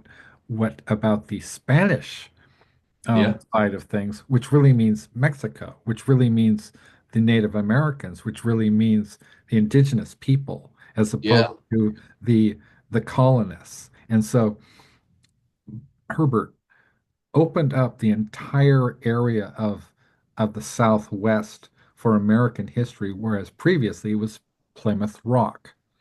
yeah, So, like, there's this demarcation line in American history writing between 1900 and before, when when when my ancestor came on the scene, and he was like, "What is this bullshit? We need to get out there as historians. We need to do we need to get our hands dirty. We need to yeah, ride a pony. We need to go to the archives." And he he he investigated and researched and sifted through and documented more than 1 million documents, to the point that the government of Mexico to this day considers his index to their archives. They call it the Bible, El Biblio, right? And yeah, I mean, if they made a movie about my ancestor, it would make Indiana Jones look like Mary Poppins or something. I mean, it's pathetic. Well, not Mary Poppins, but um like well, I'm trying to think of anyway. He wasn't a stay-at-home kind of guy. He wasn't yeah, like yeah, who was like just and I actually um it's well, I'm not going to get into my splatter western that I wrote, but it's kind of a nod to him in a way. And um so as far as so you mentioned Randy Rhoads yeah, and yeah, being a huge fan of Randy Rhoads, and I remember when he died, and it was devastating for all of us. And I just remember the day. I mean, it's like we remember when Lennon died or John Belushi. yeah, That I'm old enough to remember that, and it was just a huge loss and a sorrowful thing because I know how much Ozzy loved him, right? And yeah, everybody definitely. loved him, and you know, I've never heard anybody say a bad word about him. I have heard people say less than nice things about Eddie Van Halen. I'm just gonna be. It's not like I'm ever gonna be talking with Eddie Van Halen, although you never know. And be like, "You were talking shit about me, dude." Like, well, I didn't know, but famous, for the last words. So, everybody thought that Randy Rhoads was great, and Yeah, also he was a kind of he never got over his. I mean, he never, you know, I guess in Australia they say big note, like he didn't big note yeah, himself. He was always stayed humble and stayed, you know, professional, whatever. Um, but he's very, very well known for adding those kind of like those those sort of classical modes, right? Like you know, like he and I think said Ingve, would Yeah. I guess were innovators in the respect that they and also somebody like Richie Blackmore to a large extent. When you're crafting when you're crafting a solo, what are some qualities? What's your philosophy of a solo? I mean, I'm sure most people would turn around to you and say, at least in the old school kind of way, it's all about feel and emotion. And Mhm. then maybe some modern musicians are just kind of like whatever rips, Right, you know. But for me, it's again kind of reaching back to what we were talking about earlier on about having Pro Tools open and then just kind of piecing pieces together. right, um, I'd set up a loop over whatever the backing of the solo would be, and I right. would just sit there and I'd just constantly keep going at it, and Okay, I would improvise, and I'd go, all right, cool, that bit works, all right, cool, I'm going to keep right. that bit there, and I wouldn't necessarily record it, but I'd remember that bit there, and I go, right, cool, so I Yeah, know that whatever I introduce with the second lick, so to speak, will be this. I know that for a fact. sure. So that's and then I'll improvise off of the back of that, and then that helps me build up a solo. And to me, I'm not thinking, how do I bring a tear to someone's eyes? I'm kind of thinking, what sounds awesome? What Right, would make you grin? If you heard it, would you go, yeah, that's like, you just can't help but admit that it's pretty cool, And I'm not trying to, blow my head up or big up, kind of blow up any ego here or anything right, like that. But that's my aim. I'm not saying I've right. achieved that necessarily, but, for me, again, not Yeah, wanting to sit on the fence about anything. sure, Um, then my aim was just to, can I make someone smile with it? sure. And it's, again, it's someone who I would be incredibly chuffed to see is it, like if my dad enjoys it. Now, my Aw, dad is he's a very classic metal guy, but he's aw, not into thrash or anything like that. sure. In his words, it's dugga dugga music, Aw, right? Right. that's So, so cool. Yeah. if I can get to a point where he's actually at a point where, all right, cool, that's pretty cool, then I know that I've faced my greatest wall of judgment. It's The wall I'm of judgment. well, this is it. Well, I'm not saying he's not supportive because without him, I wouldn't. My first guitar, you can see it in the little kind of brownie sort of box there. That was my first guitar. It was a Gibson Oh, SG. And it's oh my and that was God. and he invested quite a lot of money into it, and a Wow. pivotal point in my career What, was I got that guitar and I what, put it in what, its case and I put it what, onto my bed. what color? What color is it? Heritage Cherry, so it's like a ready kind I of, was about to say, I was about to say like cherry burst, right? That's the but it's not classic look. it's almost like a gloss. You can still kind of see the wood through it, the Oh, grain of the wood. nice. So it's a really Nice. beautiful guitar. It smells like chocolate for some reason. Oh, I remember nice. opening it up and it has this very distinct smell. I love Um, those little details. I love those little details. But unfortunately, I forgot what I was going to ask you. Um, so about, oh yeah, about, so now my reference points are as I grew up reading Guitar Player in like the 70s and 80s. So they're really ancient. And I try to keep up, but yeah. I'm old. And so so do you um do you kind of you have this profiler thing, right? You have the profiler thing. So when you're going into the studio, um obviously you're plugging directly into the whatever the computer or your interface. Um Right. So, so the amp like is being mediated. The sound is direct from you. You're not miking anything, right? You're not miking anything. Um, Um, if it depends really. okay, With the first two singles for Headcount, I right. tracked them at home straight through a DI, which is direct input. Okay. So it's totally clean. So there's Okay. no amp sound or anything on it. And then we Right. sent it off to an engineer who Yeah. mic'd up an amp and basically applied their own sound. So with the next EP, we'll use real amps. You know, Yeah. we'll record with the real amps, and then we'll take a profile of the amp, and then so that we can take that away. And when we play live, we've got the same studio sound that Oh, we got, and we're playing that that's so live. smart. That's so So smart. That at reminds least me that of, was the idea, you know. yeah, yeah, I mean it sort of reminds me of like My Dying Bride. They have I think it was um uh um no I'm blanking on the album. It's all right. Kind of completely bollocks it up, but Release the Crows. That's not even the name of the album, but that's one of their classic albums. They actually have they show them their amp settings and such, you know, Yeah, in the album, so you can replicate that. But oh, I was going to say my two. Speaking of solos and just guitar, and we're talking about making you cry.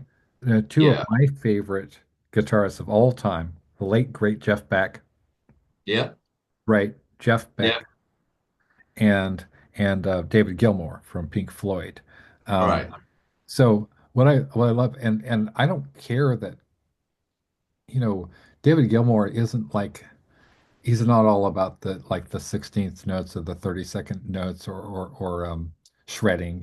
He'll never be Yeah, a shredder. You don't and you don't. I mean, it's like everything is sort of whatever's appropriate to the music, right? And to the specific song, right?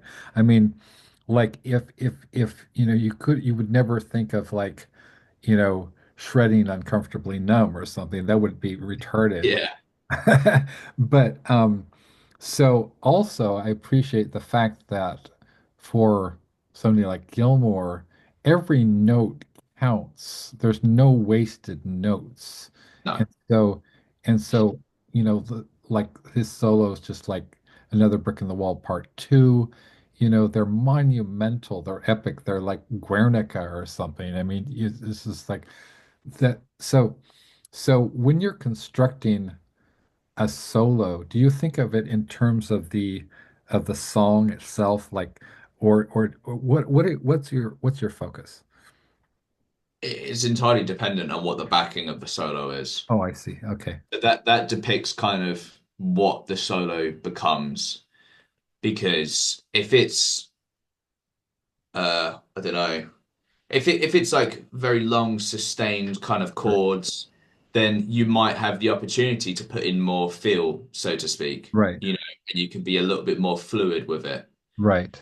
If it's more stabby, more staccato, which is Right. kind of, very, very to the point, if you will, Yeah. then it's about how do you articulate that solo? Right. How do you go about it? You almost have to be very sophisticated about the way you construct it Sure. because it's not a matter of, if you've got long drawn out chords, you've got time to think about and flow with the music and make it Right. kind of fill that space. But when it's Right. very, very fast, you've got very minimal time to say what you need it to say Sure. in a certain section. Right. So, I would argue that a lot of people, a lot of people argue that playing slow blues stuff is harder than just shredding, and then Right. a lot of people could say that shredding's a lot harder than just doing the slow blues stuff, and it's just kind of Sure. it's like what you're used to, Right. you know. So just kind of round off that sort of question there, it's what is the solo backing, Right. what is the kind of lead up, what is the pre-solo backing, and then what's the follow-on riff from that Sure. because you might be able to bleed some of that solo into what follows. Okay. An example would be we've got a song called Hatred by Design. Right. Um, and that solo is kind of it's very melodic-y. It's almost reminiscent of Tornado of Souls by Megadeth. Oh yeah. So Yeah. that solo backing. So the solo that I do over the top of it, I haven't fully written one yet because it's not Yeah, recorded. But what I do live is I'll just pinch the first bit of sure. Tornado of Souls and I'll play that solo because it fits so well, and then Yeah, I'll go into whatever else, you know. yeah, And that's that kind of, it's that opportunity to really just flow and kind of show your inspirations. And I don't know, it's kind of, does it feel good? Does it sound right? Yes, great. Maybe, no. Again, coming back to that sure. whole Yeah, that whole, thing, yeah, I does it like that. sound great? Um, Yeah, but yeah, it's just kind of, what are you feeling? What does the song make you feel? Okay, cool. What's the solo backing? Okay, cool. It's all about context. sure. Context, ab absolutely context. Yeah, yeah. So, when you do you use any kind of now I'm revealing my age again, but so back in the day, I remember it was almost like this when growing up, we had bands like The Who. Um, I remember when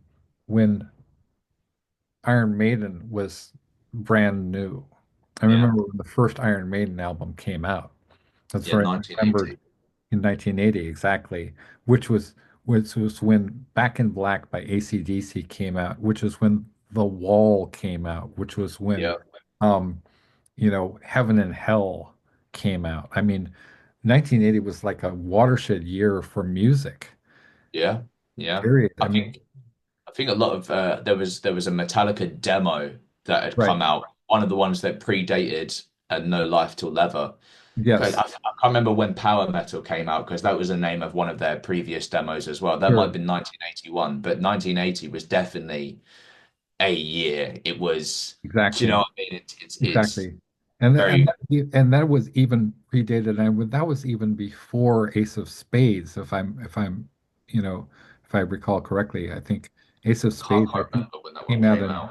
in 82 or so. Right. And what that fascinates me is how there's this direct line of succession. So you had Motorhead, which was sort of equidistant between old rock and roll going back to Eddie Cochran and Buddy Holly Yeah. and Little Richard. Lemmy would always talk about Little Richard, Yeah. and those people, and then which obviously comes from the Mississippi blues and tradition that the Rolling Stones and obviously Eric Clapton and Yeah. bands like that they really took up from black people. Black people, poor black people, created rock and roll. And Yeah. um, but then you had there's this sort of so growing up, I just remembered you had the Who. And the Who were incredibly on the original and foundational as far as everything from like prog rock to punk rock to everything else, right? They did the Tommy, they did a quick one while he's away, that Mm. suite. They were so important. And then but aside from foundational bands, you had Black Sabbath was pretty much using that kind of basic pentatonic scale stuff, aside from oh, this is kind of interesting in a wanker way, but I've always been fascinated by how Geezer was inspired by what's it Holt's The Planets Suite, right? To Mm. to write the song Black Sabbath, and that kind of repeating um uh what's called the Diabolus in musica, right? The devil's interval, Yeah. which Yeah. is Yeah. which is so important to just heavy metal Mm. because of that kind of dissonant, eerie quality, which is also, interestingly enough, found in things like the Simpsons theme and also like like Purple Haze. It also has a the what do you call it? The tritone, right? The Yeah, tritone. And so what's your question, Alex? Well, there actually isn't a question. Well, I was just thinking how like there was bands like there it seemed to me that like around the early 80s, early to mid 80s, you had had all these bands that were kind of learning from one another. yeah, And so Motorhead, Lemmy Kilmister specifically had worked for Jimi Hendrix. yeah, yeah. He did. He, He was a roadie he was before Mo. and he was a like he supplied acid to Jimi Hendrix. Yeah, And you know, um, so that was pretty crazy times. And then he grew up and he was always says, I remember before there was rock and roll. And he always insisted on when I met him for the first time, and I was doing this magazine called Juggernaut, yeah, magazine of extreme music, which was kind of a big deal then. And we interviewed like Megadeth and Testament and all the people, you know. And so so I was introduced to Lemmy by my not a real good friend, Tequila Mockingbird. It's kind of a scenester in Hollywood, and and I was just so like, oh my God, it's Lemmy. It was this is at the Rainbow, right? yeah, And it's Lemmy. And it was very loud. And he was saying, what's that? What's Juggernaut? What's Juggernaut? What's that? And I said the first thing that came to mind, which was the last thing that I should have said, which was like, um, it's extreme metal. I was thinking extreme music, but I just blurted out, it's extreme metal. And it was like, it's free. It's free. And I said, no, it's not free. It's extreme metal. And he says, we play rock and roll. And he turned around and he went to the bar. And I was like, okay, that's it. Okay. yeah, I had the one chance to talk to Lemmy about having Lemmy in my magazine, which I know he would have been like, you know, it was just a matter of time. yeah, yeah, Because I interviewed him just like a year later, I interviewed him for Metal Hammer. But it was just a matter of time. Had I known then what a sweetie he was, then he probably would have invited me to his little apartment in West Hollywood, which was crammed with Nazi memorabilia and his yeah, gold records, and gotten me wasted. yeah, yeah, And he'd be like, "Oh, have some more, whatever." I was very generous with the booze, but I didn't know that then. So just thank, thank, thank goodness I had more opportunities. And then he was just a sweetie pie. He was a really nice guy and really incredibly intelligent and witty and together. yeah, yeah. Very, very few people are that way. Is one in a million.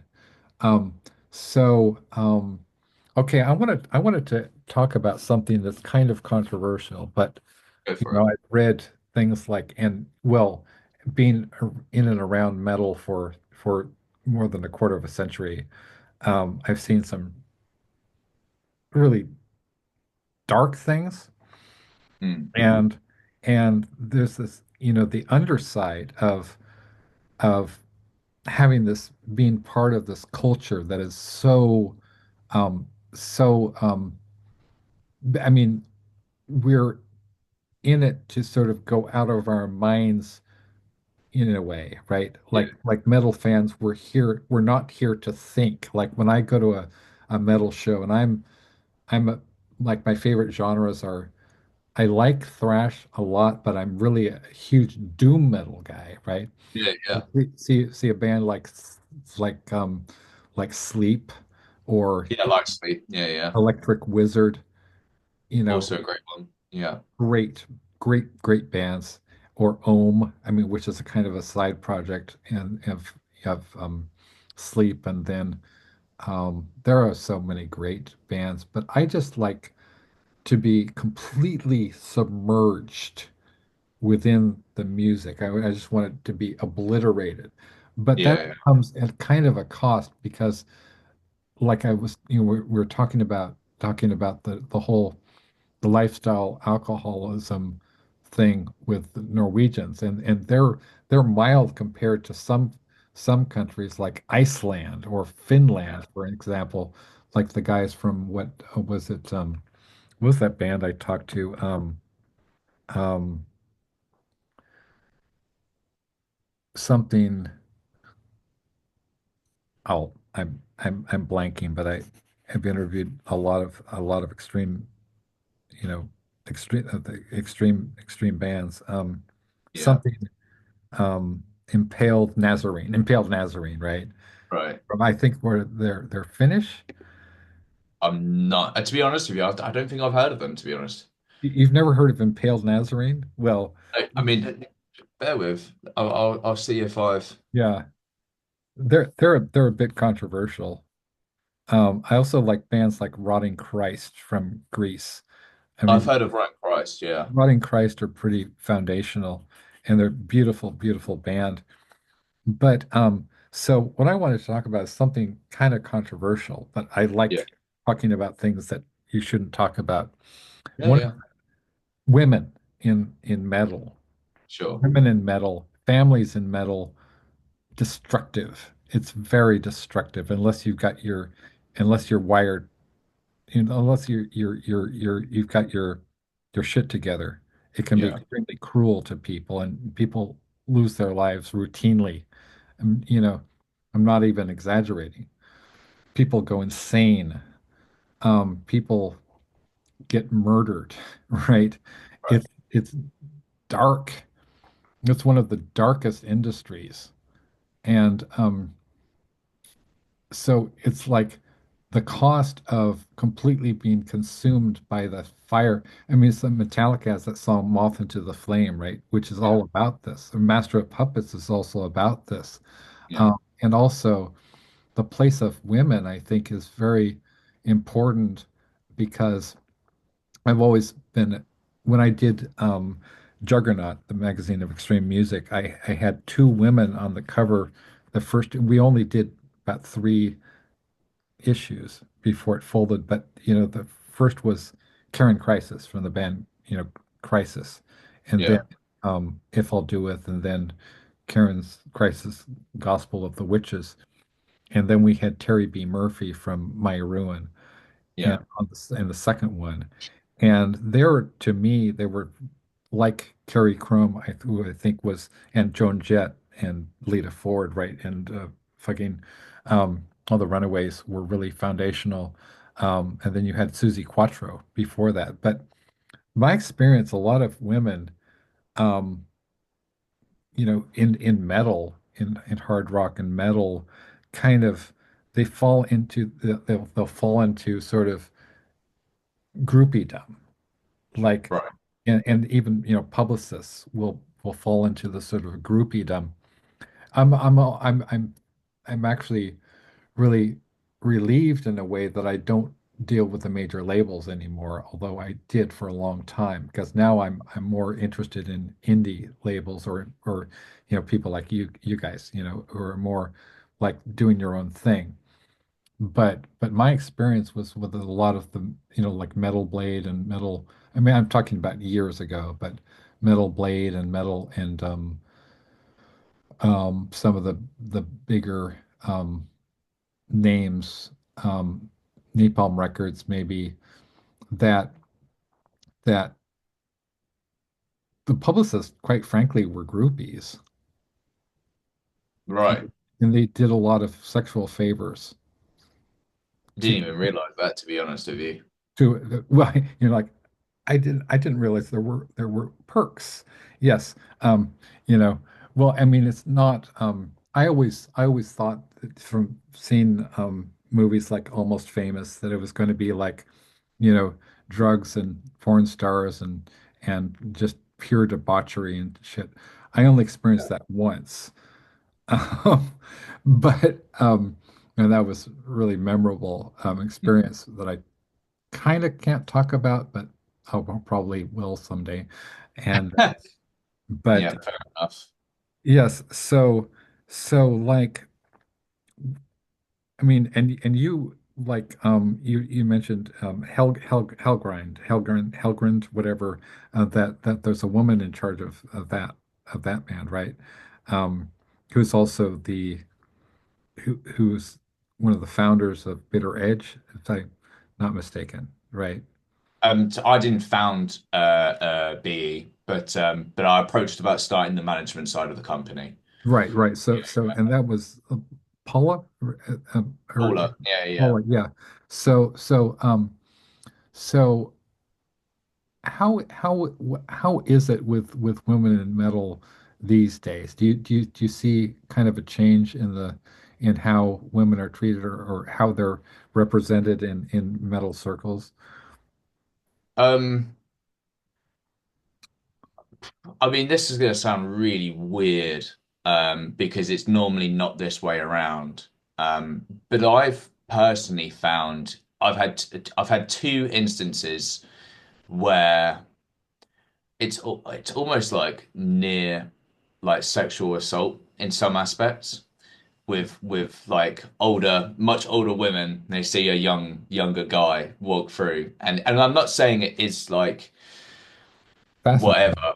but like what I was freshly 18. I Oh wow. go down to a venue that I mean, we're quite fond of, and there was just some random woman that was trying to like like kiss up on us, and it was Right. just kind of like, okay, I guess. I mean, I kind of obviously have moved away from at that point, but it was just like that was my first like experience of like, holy shit, like, and I'm not endorsing that either. But it was very much kind of like, okay, like it happens to guys too, Sure. like type thing. And then an instance where it was more like, I don't want to call it groupie, but it's not. Um, that type of thing. But again, at that same show at Wales, when we were on that tour, I had a couple of girls come up to us about that, and I was just like, no, thank you. Yeah. It's to me, I like. I'm very, very big on people being safe on like nights out and stuff like that when Thank they're you out so much. celebrating. Thank you so much for talking about this. No, no, I mean, it deservedly needs to be said. Yeah, And the thing is, even if I wanted to, they were like under the influence, they were still drunk exactly. to some extent, Thank you. and it was like for me, I mean, one, I wouldn't want it anyway. Right. Two, it wouldn't have felt right Right. anyway. And three, I don't know them. Exactly. I'm sorry to say, but like they could have any They could have, intentions, and it's and just like, also disease. yeah, well, or that, and I'm not saying they were very, I'm not saying they weren't clean, women, but But you don't know. you You just know, don't know. You you just don't can't know. speak to that. And the thing is like the one thing that I will say, and Right. every single member in Headcount will definitely agree with me on this. But Right. if we see any instance of someone like being harassed, like on at show or anything, then we will call it out. Like we will go up and be like, Men and women, right? Men like and women. yeah, yeah, well, either way, do you know what I mean? Exactly. If there's very visibly, Right. let's say there's a young guy who's there, who's just like he's Yeah. there to enjoy the show, and Right. he's either in a relationship or just genuinely doesn't want That's it, beautiful, man. That's very but extremely progressive of you. Thank you. it's I've, it comes with time, I suppose, and maybe it's just my generation, and it's kind of becoming more of a thing to call stuff Wow, out. that's beautiful. But you'll see it in like the hardcore ethos, so to Yeah. speak, is kind of like no bullshit. Like Right. that's it. That this is Yeah. the in our bio, it's like we have the no bullshit approach of Sure. hardcore to an extent, and Right. even I suppose even like saying it like that is still Yeah. kind of I don't know, playing on the genre, I suppose. But I really, really appreciate that mindset and of Right. like like fuck what you think is right, Exactly. or like what other people are telling you. Like Yeah. you need to go with what is right, that type of thing. Yeah. Fuck what people have been telling you over the years. It's like, Sure. no, that's not cool, bro. You can't be doing this. Right. Yeah.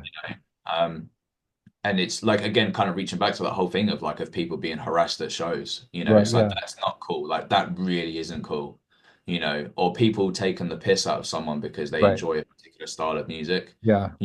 I guarantee you every one of us, like in terms of metalheads, and I'm sure you've experienced it as well, like Yeah. growing up, you know, people taking the mick out of that style of music. Sure. And it's kind of like, well, if you turn around to them and said, "Well, your music's shit," or "I think your Right. music's shit," then Right. it's all hell on, Yeah. And for some reason, there's this really weird acceptance of people taking the piss out of people who are into Right. metal, Yeah. and just saying it's okay because it's alternative, and we've badged that title of Sure. alternative because somehow we're weird, Right. and it's just like.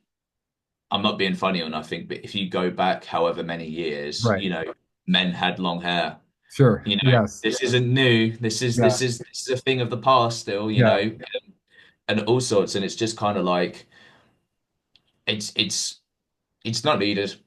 Kids just like people just want to be themselves. Sure. Like Yeah. why take on that? And I know we've kind of walked a little bit away from your original question No, of no, like how that's do we okay. It's feel all about good.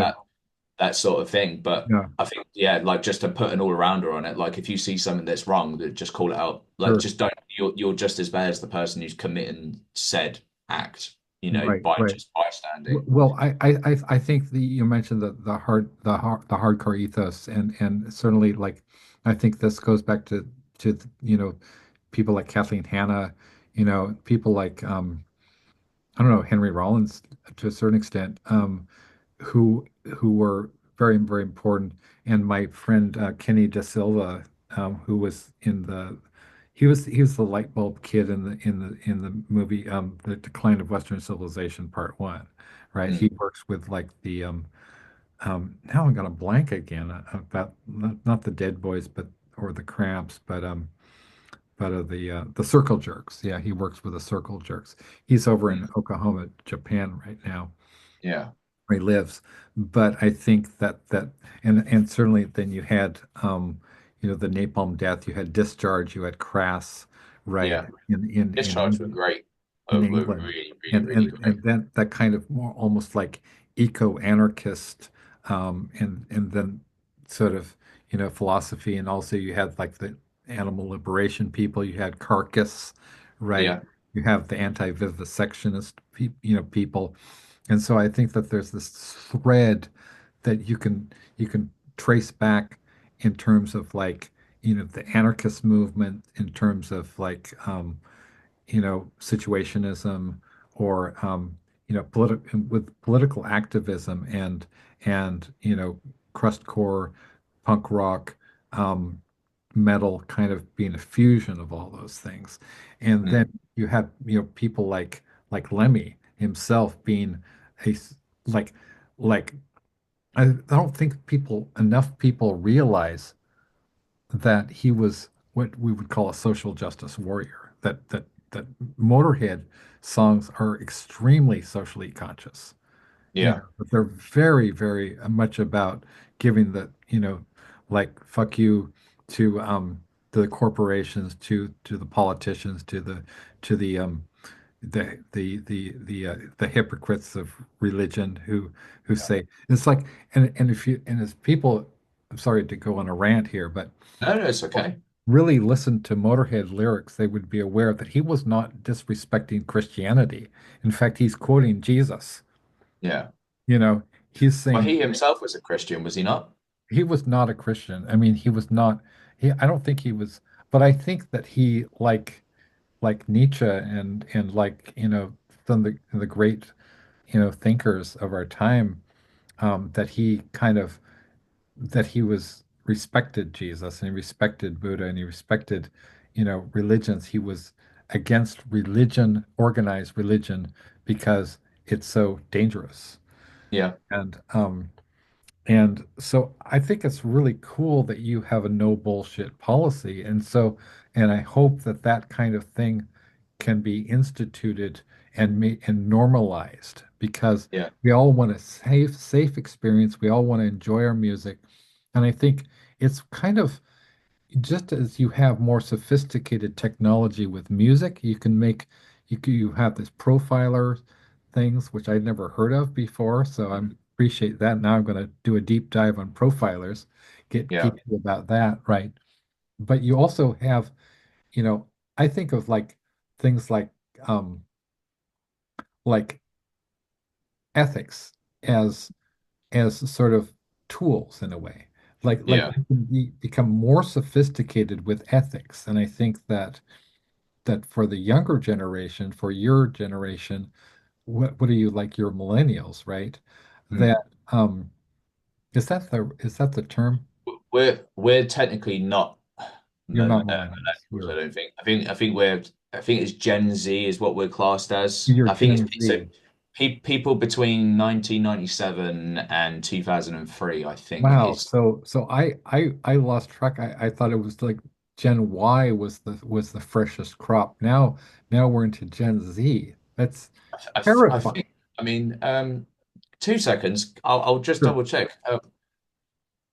Is Oh my um, uh, God. oh yeah, Gen Z. So apparently anyone born from 1997 to 2012.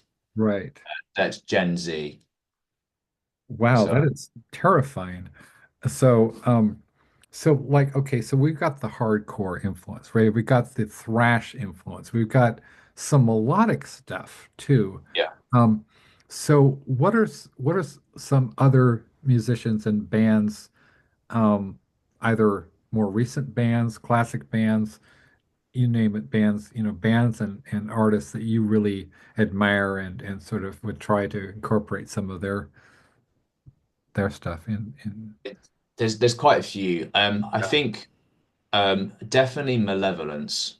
Really, Malevolence. Okay. really like Malevolence. And that they're a band who have basically just taken everything on themselves. And the Right. one thing I really, really enjoy about them, beyond their music, is their business sense. Okay. They are businessmen, and that's what I appreciate most Uh-huh. because they're not just kind of doing the whole I don't know if you could call it sex, drugs, and rock and roll. Right. They're really like screwed on. They're I love enjoying it. life for what it is and they're Yeah. having a great time, but they're also making sure that, what they're doing is like progressive in some way, Sure. in terms of their own careers, in the way that they go about stuff. And, I've had a few opportunities where I've been able to speak to the drummer on Wow. Instagram, and it's just nice that it's not necessarily we've spoken as in had a full on conversation, but Sure. I'm able to interact with their posts and still get a reaction out of them. So Right. it's that fan to create a connection that they're able to bridge, and they're not like too up their own asses to get to a point where no, I'm not going to talk to you because you're I always get a like a intense visual when people use that figure of speech up their own asses because I have a very visual person. mm, And I wanted to make a note to myself. So I would really love to have what's her name, Paula, Paula, yeah. on the show. Could you like pass the word on that I would really love to have her on the show? If you speak to Sam, Yeah. and then Sam will be able to sort something out for you. Okay, cool. Okay. Because I don't currently work for Bitter Edge. Like I say, I kind of formed a new company since Oh, right. February. Okay. What's that all about? What's your new So that's Subterra. Um, Sarah? Subterra is my new Good company. name. That's the name. That's the company that I formed with the drummer from Headcount. Right. And it's again, it's like artist management and bookings. And we've got some pretty kick-ass bands That's that are yeah, signing on at the moment. It's but again, like and I speak to Sam quite a lot as well. Beyond the fact that he's the band's manager, he's still someone who like I said to you before, I greatly respect, and I respect his opinion as well. sure. Um, because he's not afraid to turn around to me and say, I think you overstepped a line there. Okay. I think you did this, this, and that. So, and to him, or not, I wasn't necessarily doing this to prove to him that I could do it. But I was Right. proving to myself that, yeah, I could do this. Like what you said earlier on about um just doing it, Just doing and it, right? just doing it, just cracking on. Exactly. And it was just like, Exactly. as long as I followed the whole, if it's a yes, it's a yes. If it's a maybe, Sure. it's a no. Sure. Then Sure. so far, we've gone from strength to strength. Sure. So And one of the things that I try to do, and you wouldn't necessarily know it, but I am disabled. I have like a learning disability. I also have a brain disease. And mm, one of the things that I try to impress upon people is that you can absolutely do it, man. You yeah, can absolutely do it. 100%. And don't let anybody tell you you can't, because they're just wrong. They're Yeah, assholes. And yeah, so, like, I want people to know that they're you're beautiful. Okay, I'm just talking to my audience, all two of them, right? You're beautiful. You're intelligent. You're loved. You're respected. You deserve to live the best possible life and to yeah. have all the good things, right? Don't let anybody tell you otherwise. And I think, Alfred here, from Headcount would totally be on board. Could you talk to my viewers and tell them how beautiful they are? You are all beautiful. But on a real though, No, no, no, no, no, it, no. it, I wasn't taking the piss. I mean, I'm really, anyway, that's just my thing. no, it's Sorry. right. I'm more than happy to say, like, Yeah, honestly, like if you feel like you can do something, if yeah, you have this little inkling to try something, right, do it. I personally am a very sporadic person. I do everything like as much as I possibly can, you right. know, and yet probably like music aside, I really, really love cooking. Like absolutely love it. And I've done like I film like cooking stuff as well, My you my know. mom my And mom's it's really into she's a really good chef. I mean, she'll try anything, and she watches YouTubes and stuff, mm, and she's also a really good gardener.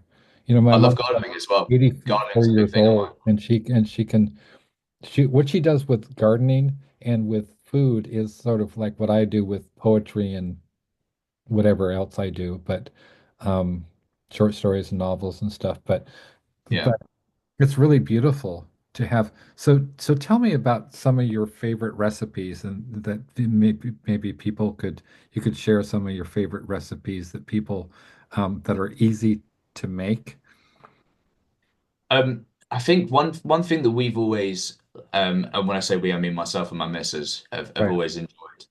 Um, it's literally just called creamy pasta, Creamy and pasta. it's a matter of just using double cream and whatever protein that you feel works best for you Mm. in that given moment. Chicken goes great. Mm. If you've got you know, if you season it well enough, you've got your salt and pepper, you've got maybe some Mm. paprika on there as well, maybe some chili powder on top of that, and garlic, lots and lots and lots of garlic. I absolutely Mm. adore garlic. And you throw that all into one pot with Mm. some double cream. Maybe you put on some shavings of some Parmesan or Reggiano or cheddar or kind of give it that cheesy twang to it. Sure. Cheesy And the twang. next, well, this is it. And you've taken, in 20 minutes, if that, you've put everything together, and it's just it's a delectable dish, it's Yeah. very hearty in a way, it gets the job done. And the thing is like I feel like that's such an easy thing. It's such a good gateway Right. to experiment because it's not a set recipe. It's not Oh, something okay. that is always this protein. It's not always this type of cheese. Sure. You know, it opens up that opportunity for you to experiment and try. And again, this is that whole thing that I was kind Yeah. of going at is you don't know until you try it. Sure. So you don't know if beef is going to go really, really, really well with double cream and pasta. It might do, it might not. Are you a really big fan of steak? Yeah, I really like steak. Mm. Right, cool. Are you a big fan of pasta? Oh man. Yes. So try that, and then maybe you don't have to mix it all in so the cream's all over the steak. Maybe Right. you cook off a steak. Oh, You know, nice. and the best thing to do is use a thermometer so you get that Oh, perfect medium rare at 54 degrees hmm. Celsius. I can't, I'm not sure what the translation is to Fahrenheit, but That's you okay. know, it's just gently laying it out on top of the pasta that's been neatly organized onto your plate. And it's again, it's like it's Mm, one of those things you can tell I'm very passionate about it because mm. it's the way I describe it. And if you can describe something that you're very passionate about in a way that is almost, it's like a hint to I don't know if you want to use the cliche term of making love, you No, know, it's not a cliche if it's accurate. it's something you enjoy dearly and you Right. can go into detail about. So Exactly. in my Right. eyes, it's a dish that is will always be welcomed, Sure. and for other people it might be painting. The way that you go about creating an image that has just come to mind, and maybe you Yeah. just go with the flow, and it's or gardening as well. Yeah. Gardening, as you've said, your mother really enjoys gardening and Yes. cooking. Yes. It's being able to take the fruits of your creation and your labor and putting it into something, making something new of it, Yes. and that's the process of reimagination. Right. And then again with music, Right. if you could describe a riff, if you can describe a particular lick and it makes you feel a particular way, and it's the way that someone slides into a given note and moves into a key change and flows very, Mm, very fluidly throughout, right. a song as a soloist or as a guitar player or as a, drummer or what have you. If you can describe things in that sort of way, then you just know that that's what you were meant to do. You Right. know, do you see, like, Yeah. I'm kind of babbling on here a little bit, No, but no, it's you're just not. You're about not. connecting all of your favorite things. Everything is Sure. exactly the same. It's just, it's the same application, It's the same application. Yeah. what would be, cool, kind of cool, is to figure out.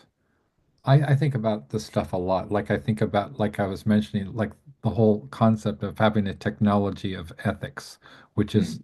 or not, or a technology of writing, or Yeah. technology of music, which isn't just, what equipment to plug in, but also sort of like intelligently extracting information from what has been already done with it from the pioneers, like, you know, Bill Ward from Black Sabbath, or um, Geezer, and I mean, just anybody, Jeff Beck, anybody really. Tell, um, is it, I, what's her name? Tell, Walkenfold, or something like that. Not too sure. Sorry. She's this incredible bassist that played out with Jeff Beck. Welkenfeld, something like that. She's really amazing guitar, I mean, bass player. People like um, Steve Vai, they're Yeah. all innovating, always challenging themselves. Even some of the people like I'm I'm okay with Deicide, but and Cradle of Filth, but you know, for all that can be said about math rock, I really more like my favorite music. I guess I go back to the classic bands just because they're intelligible. Like a lot of bands now, it sort of seems like just because you're able to play, you know, you can be a virtuoso player in, and go through like an eclectic array of 50 different metal subgenres in one song Mm. doesn't mean you Yeah. should. you know like maybe just pick something basic, like when I interviewed Electric Wizard back in 2017 for Zero Tolerance magazine. For Yeah. this article that I did for them, they just put out Wizard Bloody Wizard, and that almost sounded like bands like early Black Sabbath. It sounded like Cream, you know. Yeah. It was Well, very, very, it's a play on words for Sabbath, bloody Sabbath, isn't it? yeah, it is. Yeah. And they even put out a cassette version of it, which I thought was cool. Um, Yeah. so what is your philosophy, you know, for head count, Ray, like um, math rock and prog rock, and bands like well, King Crimson, I think, is I guess the ultimate exponent of sort of like wanking. But I mean, they're beautiful band, don't get me wrong, but if you can do it right. But what's your I mean, it seems like head count is very like basic. Yeah. Well, I mean, the newest stuff we've got going on does kind of explore different avenues. That's great too. Yeah. The first two singles were the first two songs. Right. They were kind of all right, cool, let's get going. Yeah. That's like that type of thing. We've got the other our other songs are quite a showcase of our musical tastes. Right. We've got a lot of punk aspects in there now as well. In fact, there's one new song that Joe wrote recently, Oh which wow. is very Slayer-like or very Oh, very like death metal-y. oh my You know, gosh. so it's like, and that probably will be like the heaviest we would go in terms Right. of songwriting. But in terms of kind of because that's when it starts to kind of span over different genres rather than Sure. being within that same sort of pool, if you will. But yeah, it's kind of straightforward, but it's kind of if you don't need to, as you say, kind of like musically wank off, Yeah. like guitar wank or anything, Right. then if you don't need to, then don't. Who are you trying to show off to? Right. If if you're at a point where it's your product, Yes. who are you trying to impress? you know Exactly. and that's that thing of like, yeah, I want as many people to check it out, but at the end of the day, if people don't dig it, then Right. fair enough, because they don't have to. It's art, and it's there to be appreciated by people who are willing and wanting to Right. appreciate it. So that's probably what I would say to something like that. Yeah. Yeah, I remember again, there's been so many different eras in metal, and I remember one of the eras in metal was like in the 90s when you had I remember distinctly um when grunge hit, and all of a Yeah. sudden all these bands that were playing stadiums were playing you know, the Troubadour, they were playing the whiskey. Like, Yeah.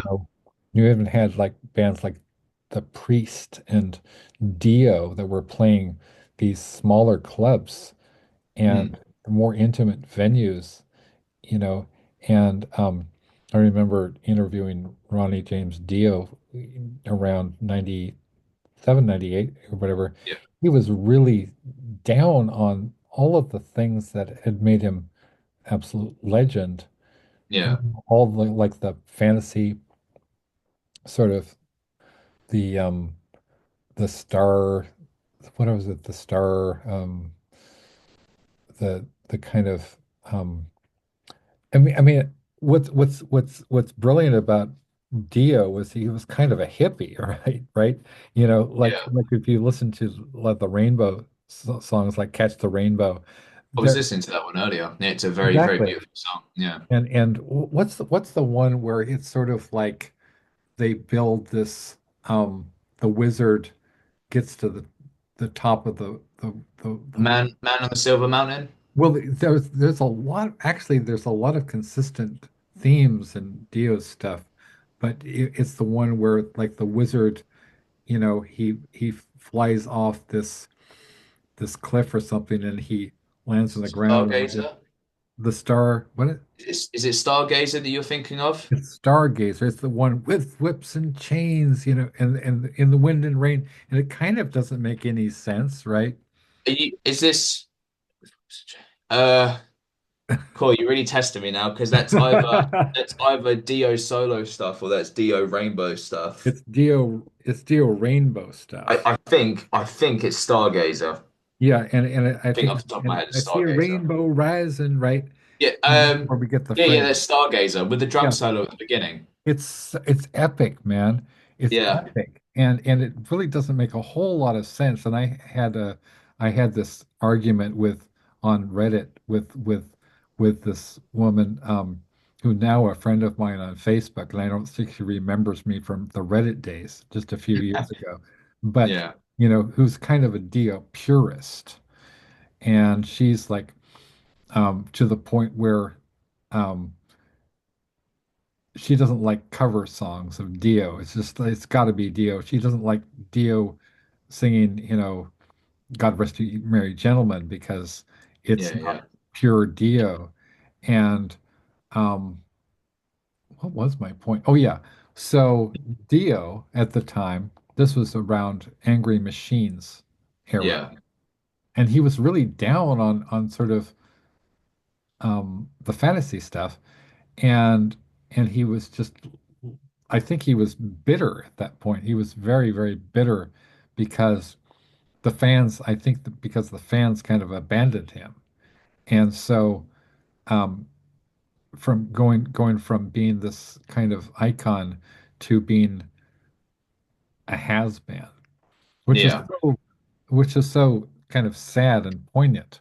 And then he, um, oh, you're a South Park fan? Oh, yeah. No, I absolutely love it. Yeah. Love a bit of South Park. Here's to that. Wow. So he, he was kind of, I called that article like "No More Mr. Wizards," right? Mm. And so then, just a few years later, I remember there was around the turn of the century Yeah.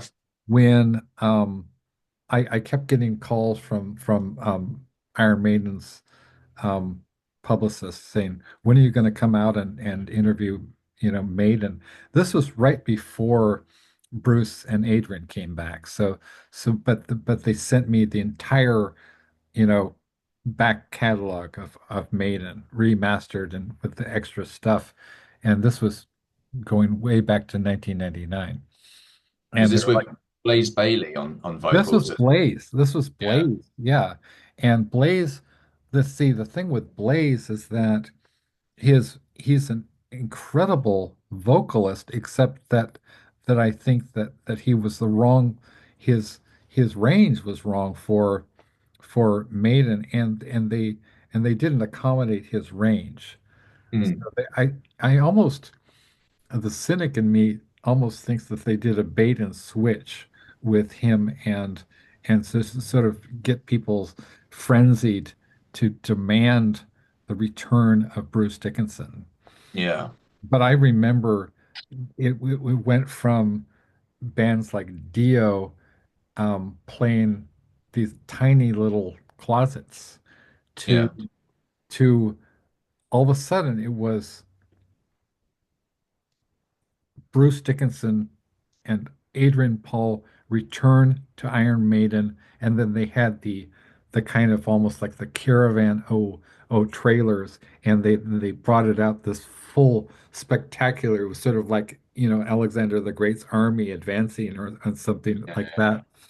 And I remember, I got to go down to this hotel in was it it was Santa Monica, where, Yeah. where he and Adrian were doing interviews, and it was poolside, and Adrian Paul's wife is absolutely stunning, right? And I was like, holy shit, you know. It was like respect, man, you know.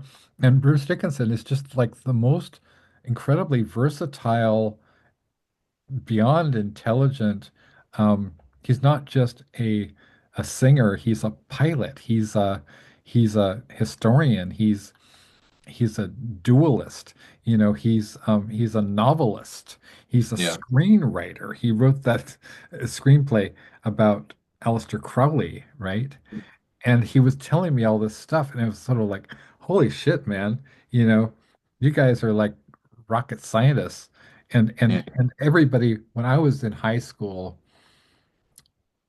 it was the whole thing was like, if you were a metalhead, you were retarded. I mean, like all the cool kids really like looked down on us because new wave was the thing. Bands Yeah.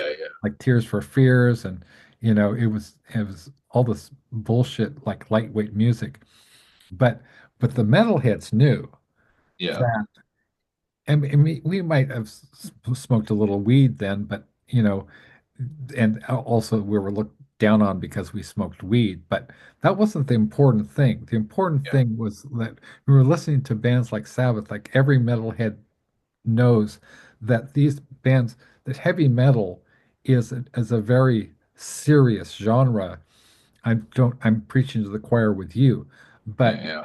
people who don't know metal don't understand it's not stupid. It's the opposite of stupid. Like Brian May, for example, from Queen, who is literally a rocket fucking scientist, Yeah. saying that had a tough time, when he played with Motorhead, that he was one of the biggest challenges of his life was learning those parts to be able to play, to hold his own with Motorhead, right?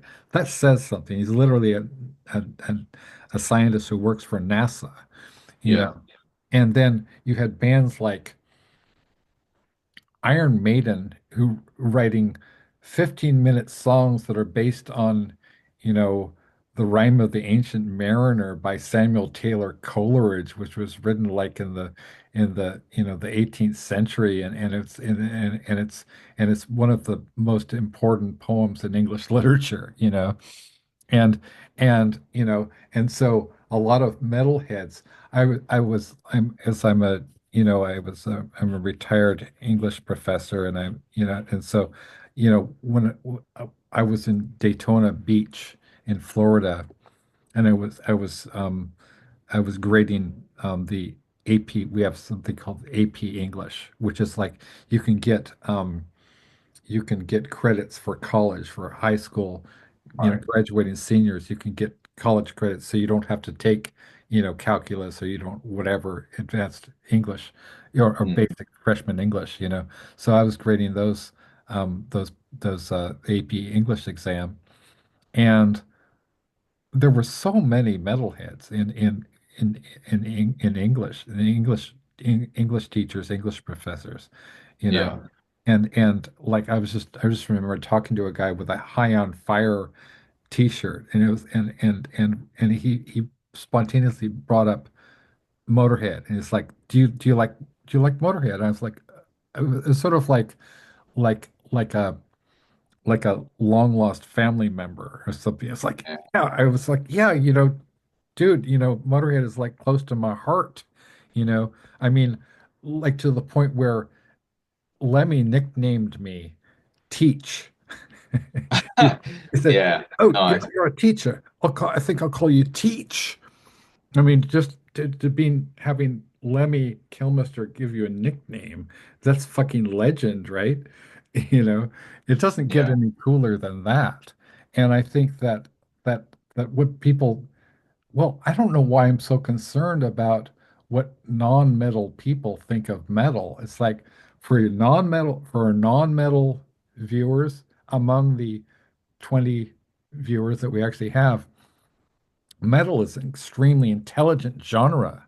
You have to be fucking amazingly intelligent to play in a metal band, just as much as in a classical band. I mean, one of my good friends and contributors to my books is named Alexandra Honigsberg. She's a classical musician, Mm. um, and she plays at places like Carnegie Hall and Lincoln Center Right. routinely. That's where she works, Yeah. Yeah. her workplace. She's also a metalhead.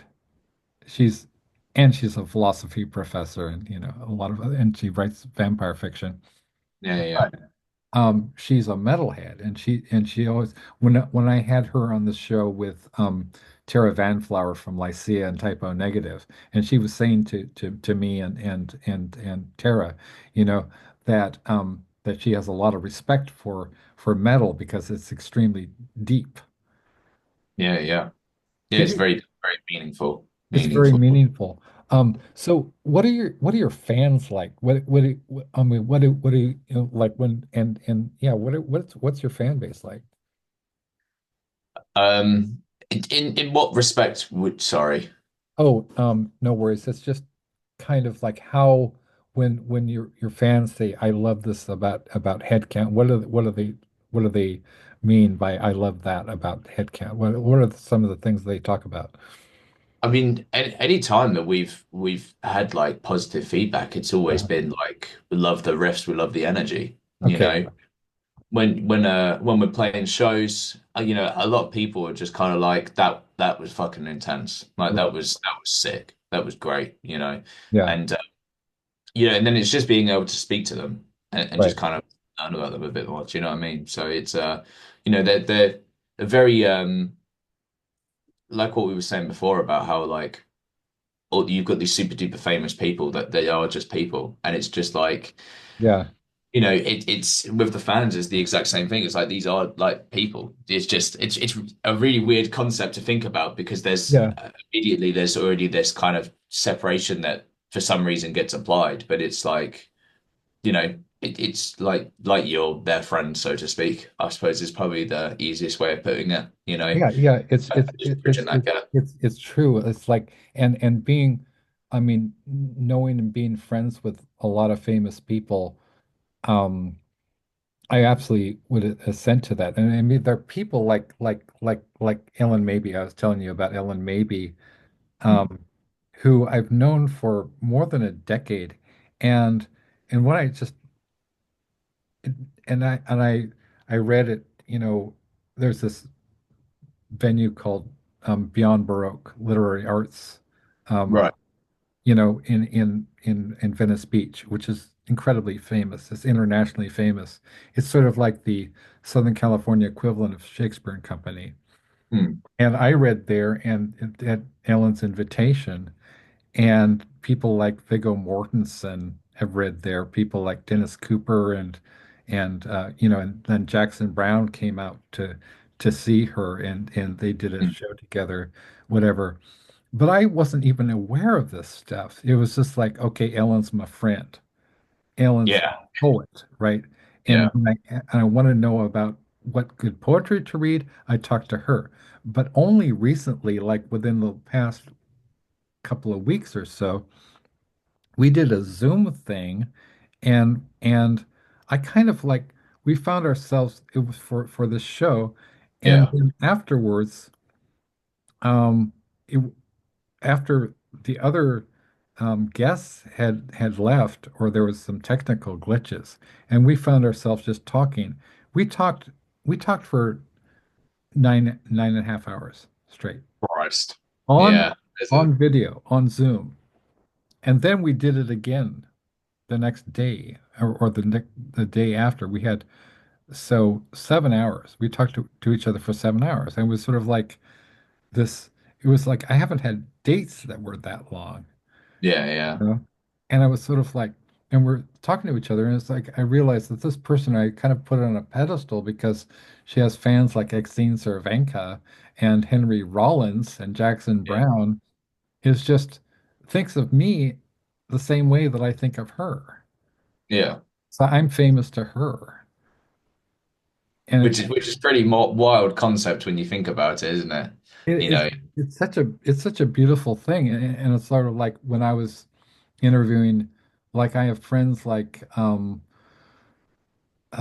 Tony Zanetta, who was the road manager for David Bowie. Right. And when he talks about like David, you know, and it's sort of like it utterly transforms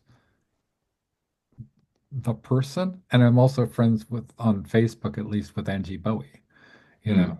It transforms the person into it transforms the brand name into this person like you, like my family, like my friends, then I can never think of them in the abstract, and I can never think of them as Bowie. I think of them as David, Yeah. Yeah.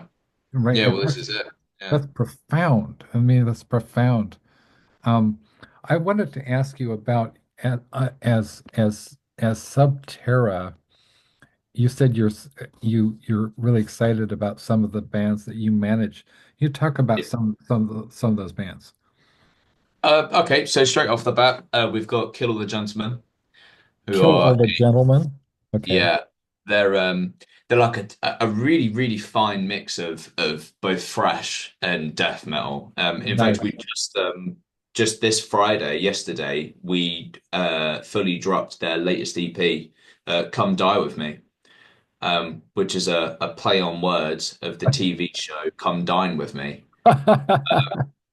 So we've just launched that one with a full like press campaign going up. But I mean, as people, they're very very lovely guys. I mean, they are really like I couldn't ask for a better group of people to work with. You Right. know, they're very very absorbent of information. Absorbent? Yeah, they're very willing to learn and they're very Yeah. willing to just take on whatever I have to say. And they're also very open about what they want as well. Right. Um, but they're a killer band. Like as musicians, I was stood there. I mean, Headcount went out and played with them Right. um, earlier on this year, and like the guys could even say that I was stood there, jaw dropped, like honestly, they're a real treat to like to see. It was I was so Would you recommend so for trying to line up like for future interviews, like would you recommend them? I mean, would you say that they're like are you their publicist as well, or would I speak I to do everything, okay, everything. Yeah, so could I have them on? I mean, could 100%. Yeah, yeah. oh yeah. Yeah, if that's something you're interested in, yeah, yeah. Well, Yeah. we've got Kill the Gentleman, and then we've got Struck a Nerve, Struck a which nerve. are made Those are up of great names. members. They're honestly they're a killer bunch of guys. They've got some incredible tunes. But they're made up of members of Gamma Bomb and Shrapnel. Gamma bomb and shrapnel. Yeah. Great name. So Gamma Bomb, I don't know how far into kind of UK thrash history you've gone or are aware of. But those guys started up in kind of the early 2000s Oh wow. with bands like Evil Yeah, and Evil. similar. I've heard of Um, them. Yeah. and they were kind of part of the whole almost thrash revival Thrash after revival. after grunge kind of took over. Sure.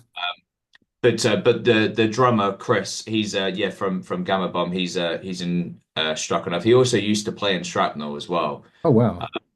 But the other guys there as well. They're a kind of mix of members of old Shrapnel. Yeah, But I mean that these are my they're notes. yeah, all the doodles. Yeah, nice.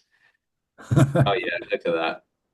But their other bands aside, that Struck a Nerve is, I think it's something really special. It's but those other bands aside, I think Struck a Nerve is probably their top one. Okay, It's new, it's fresh. They're it's real gritty, and the thing great. is, I don't really like to comment on music and say it's great unless I really do think it's great. Sure. I don't want to work with bands unless I really think they're great. Right. And this is genuinely like the dog's bollocks. If yes, there's another British Oh my term. God. Yeah, there you How go. how I am almost afraid to try to imagine the provenance of that particular phrase. You know, So like it, somebody was I don't know where it came from, but essentially it just means that it is. we have very innocent expressions like the cat's pajamas. You guys have the dog's bollocks. What the Yeah, shit? yeah, yeah. So it's they're honestly, yeah, they're another band who's just they take the fucking cake, man. They're genuinely like they're on it as well. They're really really on it. And Wow. we just announced their signing yesterday as well. That's struck a nerve. Struck a nerve, yeah. Struck But a I've been nerve. working with them since March 10th, I think, is when we officially started working together. Wow. So. I mean, we're properly tackling everything. We're really going at this, and What it's proven useful. It's proven very. what's really exciting about this is that y'all are very very new. I mean, so this is sort of like, I was just like I was in on the ground floor of things like Phantasmagoria magazine Mm, and Zero Tolerance magazine, you know. yeah. So I get to be in on the ground floor of what you guys are doing. That's fantastic. Well, this is it. And it's and I can't remember if I've mentioned this already, but I'm very big on collaborations. Right. You know, Me too. very very big on collaborations, and it's the same with the headcount material. Right. A lot of the headcount material, like the guy who wrote the lyrics and sung on the first two singles, isn't Yeah. even in the band. He's just a guy. This was Wow. before we got our singer in, Yeah. so he was someone who was there to bridge that gap for the time being. And he was just, I mean, I would have wanted him to have been in Headcount originally, but he was Right. in too many bands.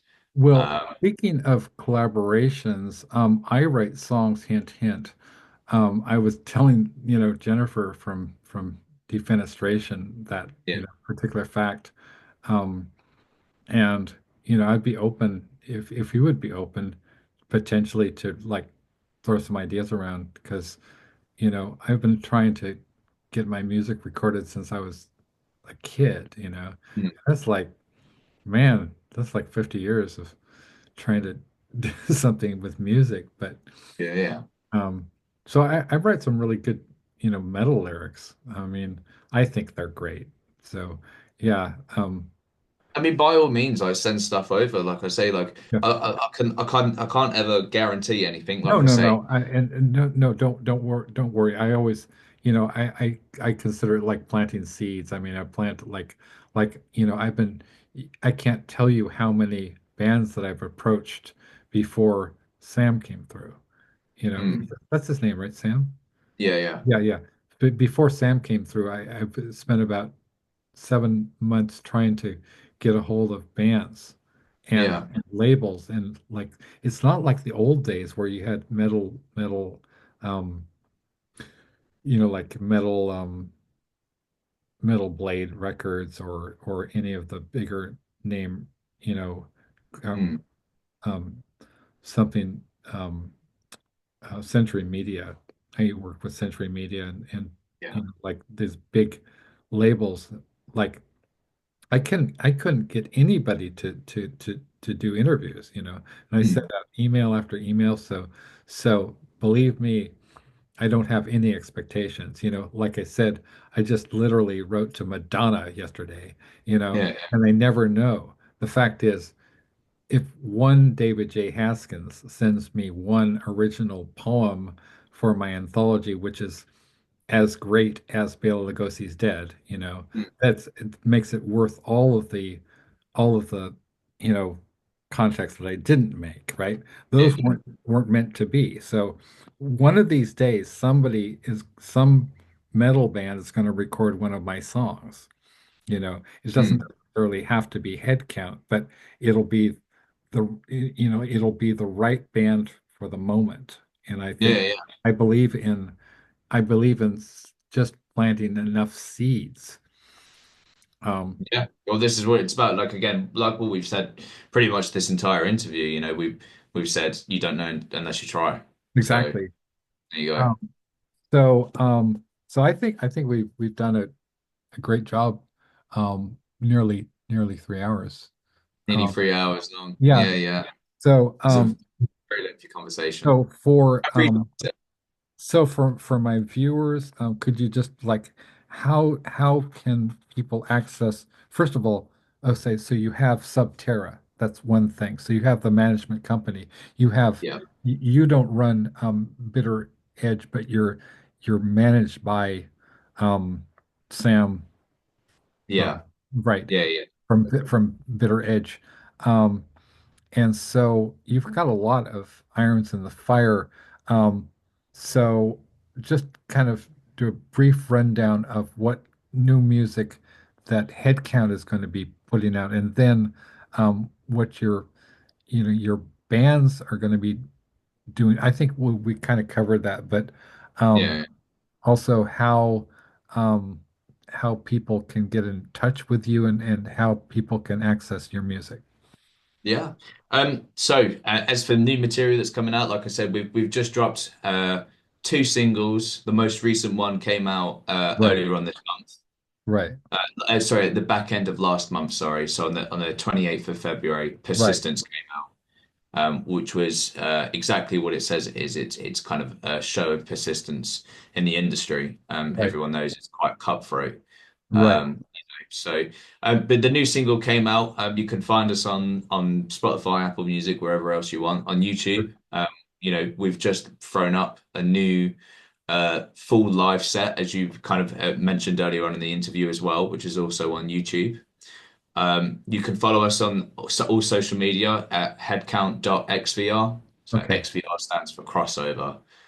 Um, and as for the Subterra stuff, you can find us. We've got a website which is www.subterraama.com.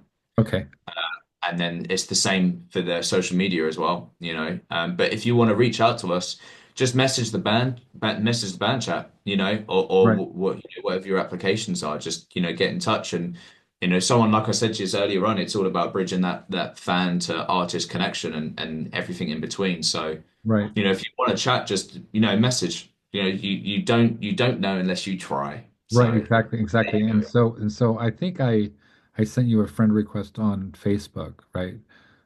Or maybe I haven't Yeah. actually checked. Let me. Yeah. I'll sort that after the interview. Yeah. Sure. Yeah, no worries. Okay, so this has been Alex S. Johnson. I'm your host of the Small Bear Show. This has been and Alfred Gubby from Headcount, and they're an amazing band in the UK, and he's also the head of Subterra, and they've got some amazing bands such as Kill All the Gentlemen and Struck a Nerve, and so if you like new crossover,